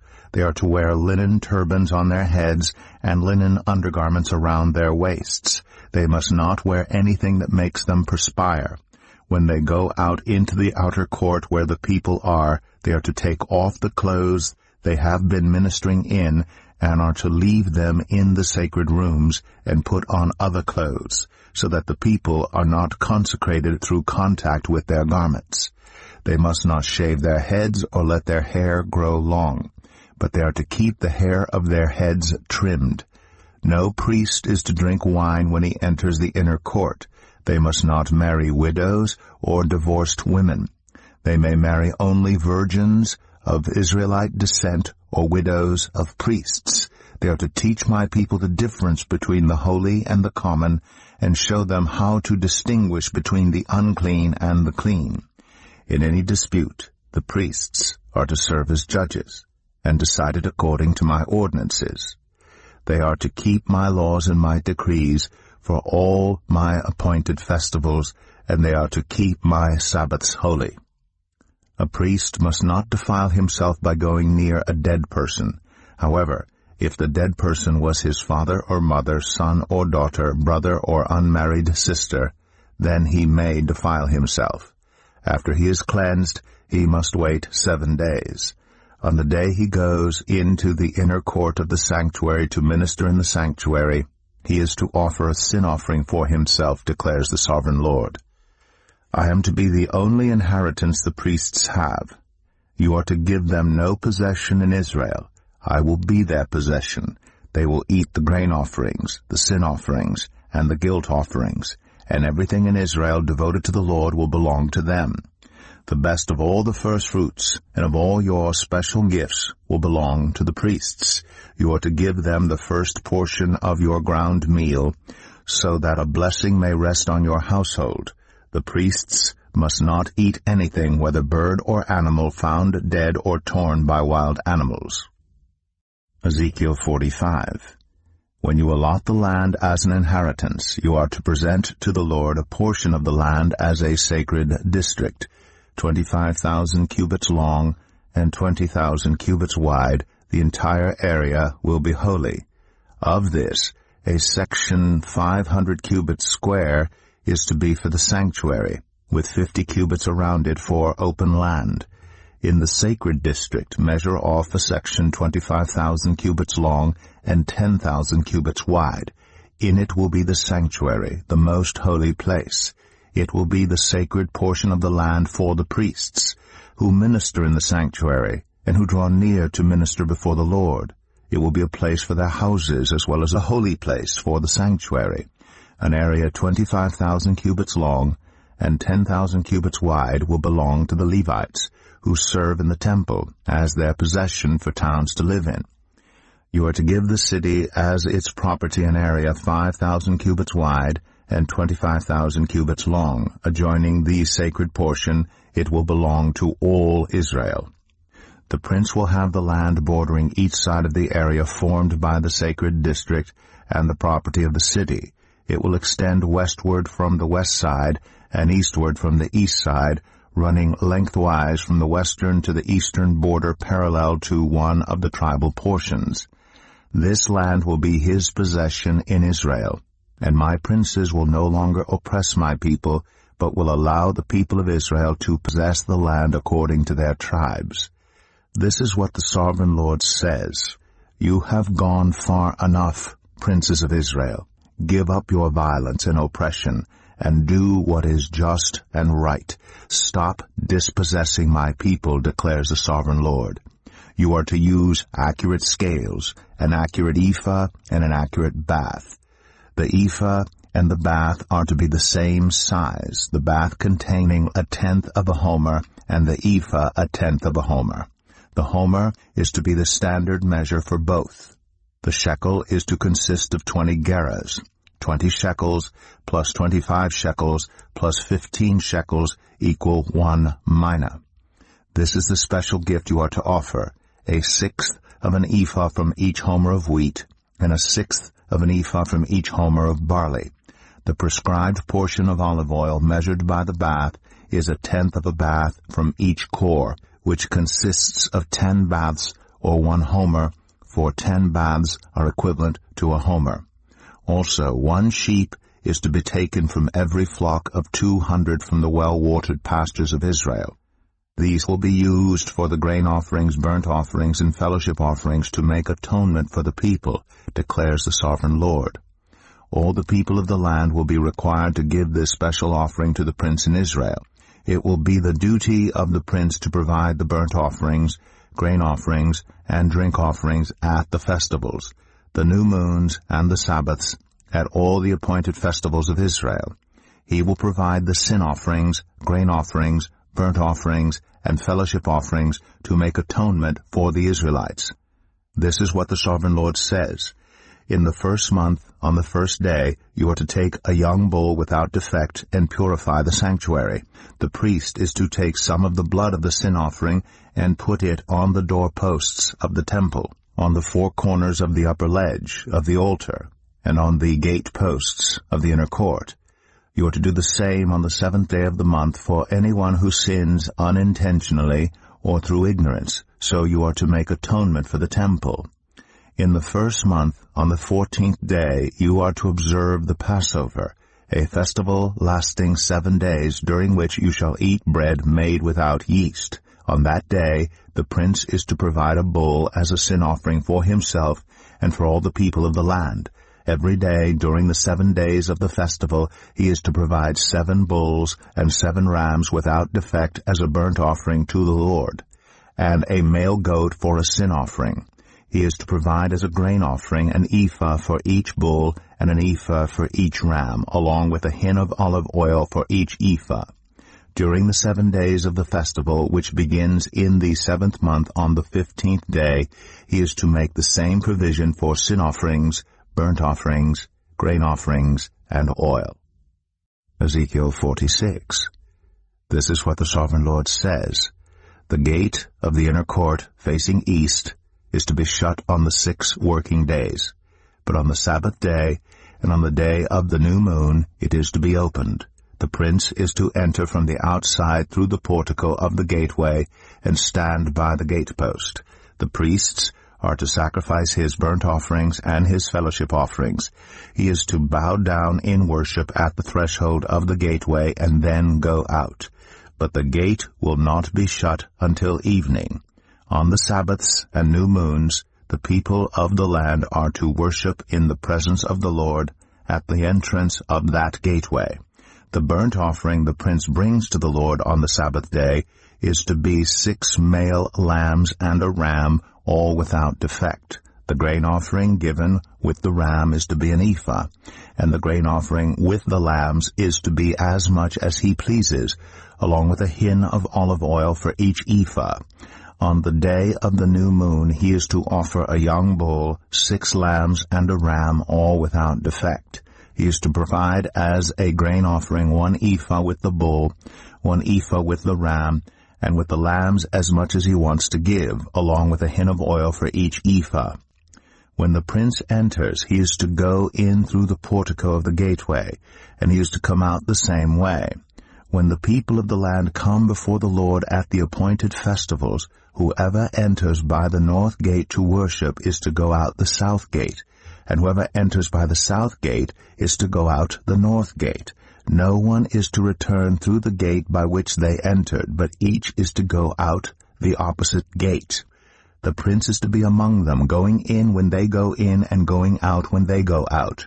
At the feasts and the appointed festivals, the grain offering is to be an ephah with a bull, an ephah with a ram, and with the lambs as much as he pleases, along with a hin of oil for each ephah. When the prince provides a freewill offering to the Lord, whether a burnt offering or fellowship offerings, the gate facing east is to be opened for him. He shall offer his burnt offering or his fellowship offerings as he does on the Sabbath day. Then he shall go out, and after he has gone out, the gate will be shut. Every day you are to provide a year-old lamb without defect for a burnt offering to the Lord. Morning by morning you shall provide it. You are also to provide with it morning by morning a grain offering, consisting of 1/6 of an ephah with 1/3 of a hin of oil to moisten the flour. The presenting of this grain offering to the Lord is a lasting ordinance. So the lamb and the grain offering and the oil shall be provided morning by morning for a regular burnt offering. This is what the sovereign Lord says. If the prince makes a gift from his inheritance to one of his sons, it will also belong to his descendants. It is to be their property by inheritance. If, however, he makes a gift from his inheritance to one of his servants, the servant may keep it until the year of freedom. Then it will revert to the prince. His inheritance belongs to his sons only. It is theirs. The prince must not take any of the inheritance of the people, driving them off their property. He is to give his sons their inheritance out of his own property, so that not one of my people will be separated from their property. Then the man brought me through the entrance at the side of the gate to the sacred rooms facing north, which belonged to the priests, and showed me a place at the western end. He said to me, "This is the place where the priests are to cook the guilt offering and the sin offering, and bake the grain offering, to avoid bringing them into the outer court and consecrating the people." He then brought me to the outer court, and led me around to its 4 corners, and I saw in each corner another court. In the 4 corners of the outer court were enclosed courts, 40 cubits long and 30 cubits wide. Each of the courts in the 4 corners was the same size. Around the inside of each of the 4 courts was a ledge of stone, with places for fire built all around under the ledge. He said to me, "These are the kitchens where those who minister at the temple are to cook the sacrifices of the people." Ezekiel 47. The man brought me back to the entrance to the temple, and I saw water coming out from under the threshold of the temple toward the east, for the temple faced east. The water was coming down from under the south side of the temple, south of the altar. He then brought me out through the north gate, and led me around the outside to the outer gate facing east, and the water was trickling from the south side. As the man went eastward with the measuring line in his hand, he measured off 1,000 cubits, and then led me through water that was ankle deep. He measured off another 1,000 cubits, and led me through water that was knee deep. He measured off another 1,000, and led me through water that was up to the waist. He measured off another 1,000, but now it was a river that I could not cross, because the water had risen and was deep enough to swim in, a river that no one could cross. He asked me, "Son of man, do you see this?" Then he led me back to the bank of the river. When I arrived there, I saw a great number of trees on each side of the river. He said to me, "This water flows toward the eastern region and goes down into the Arabah, where it enters the Dead Sea. When it empties into the sea, the salty water there becomes fresh. Swarms of living creatures will live wherever the river flows. There will be large numbers of fish, because this water flows there and makes the salt water fresh. So where the river flows, everything will live. Fishermen will stand along the shore, from En-Gedi to En-Eglaim. There will be places for spreading nets. The fish will be of many kinds, like the fish of the Mediterranean Sea. But the swamps and marshes will not become fresh. They will be left for salt. Fruit trees of all kinds will grow on both banks of the river. Their leaves will not wither, nor will their fruit fail. Every month they will bear fruit, because the water from the sanctuary flows to them. Their fruit will serve for food, and their leaves for healing." This is what the Sovereign Lord says. "These are the boundaries of the land that you will divide among the 12 tribes of Israel, as their inheritance, with 2 portions for Joseph. You are to divide it equally among them, because I swore with uplifted hand to give it to your ancestors. This land will become your inheritance. This is to be the boundary of the land. On the north side it will run from the Mediterranean Sea by the Hethlon road past Lebo-Hamath to Zedad, Beratha, and Zebraim, which lies on the border between Damascus and Hamath, as far as Hazar Hattikon, which is on the border of Haran.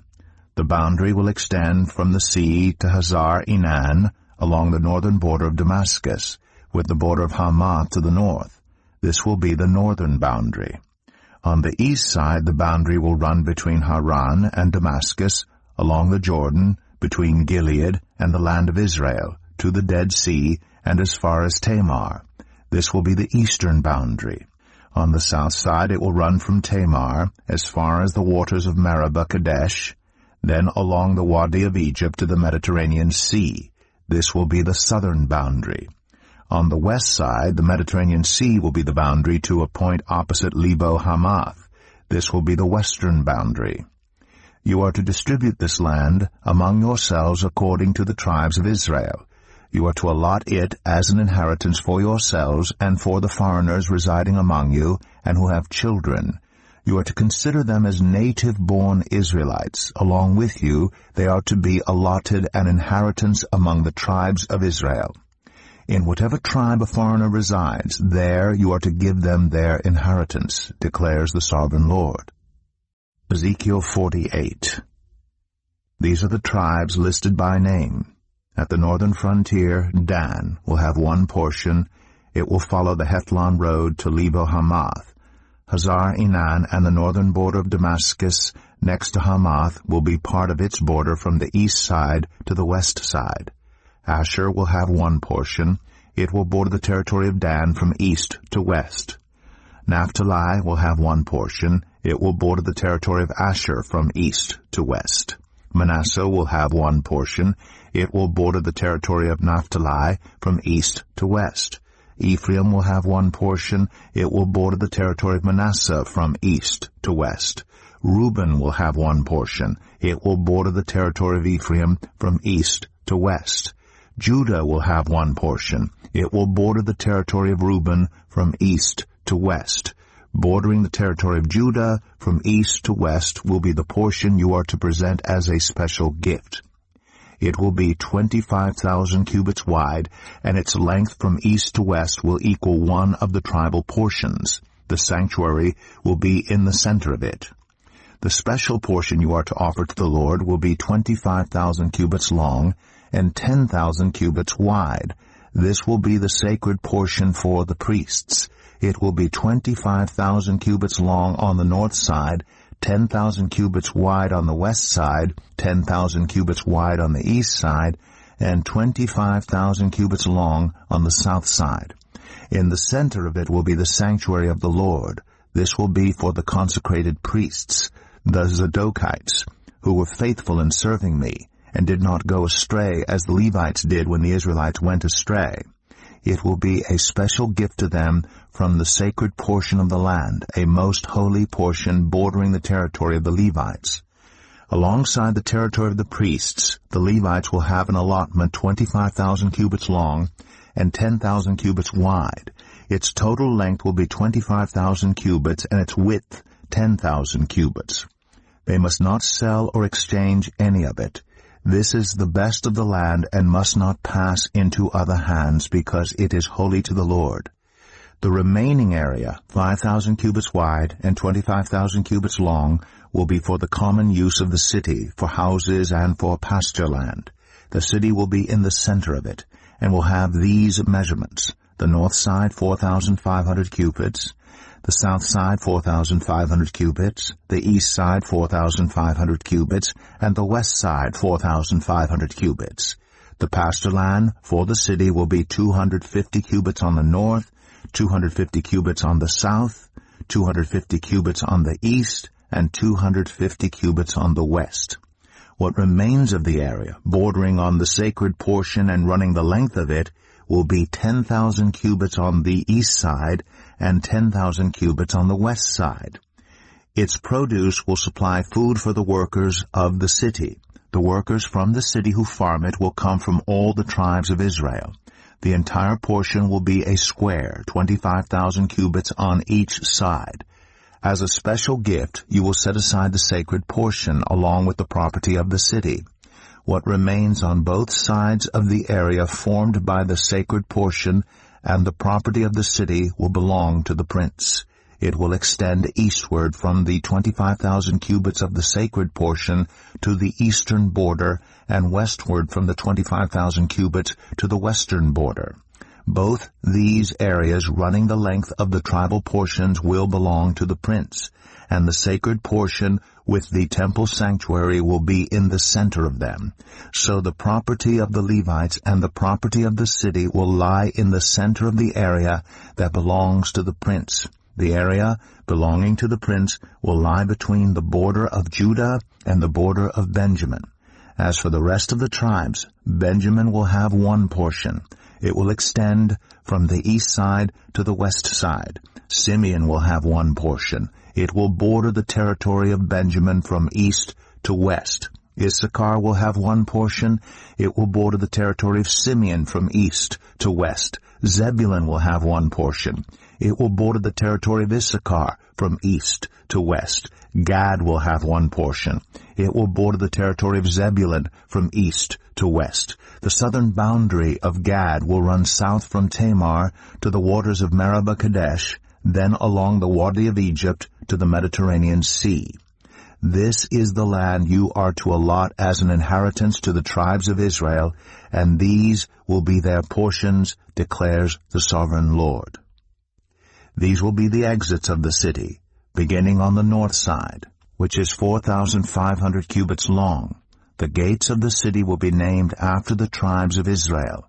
The 3 gates on the north side will be the gate of Reuben, the gate of Judah, and the gate of Levi. On the east side, which is 4,500 cubits long, will be 3 gates, the gate of Joseph, the gate of Benjamin, and the gate of Dan.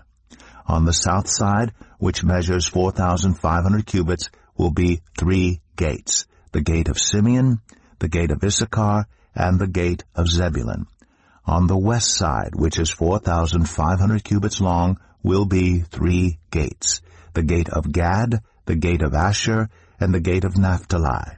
The distance all around will be 18,000 cubits, and the name of the city from that time on will be, "The Lord is there."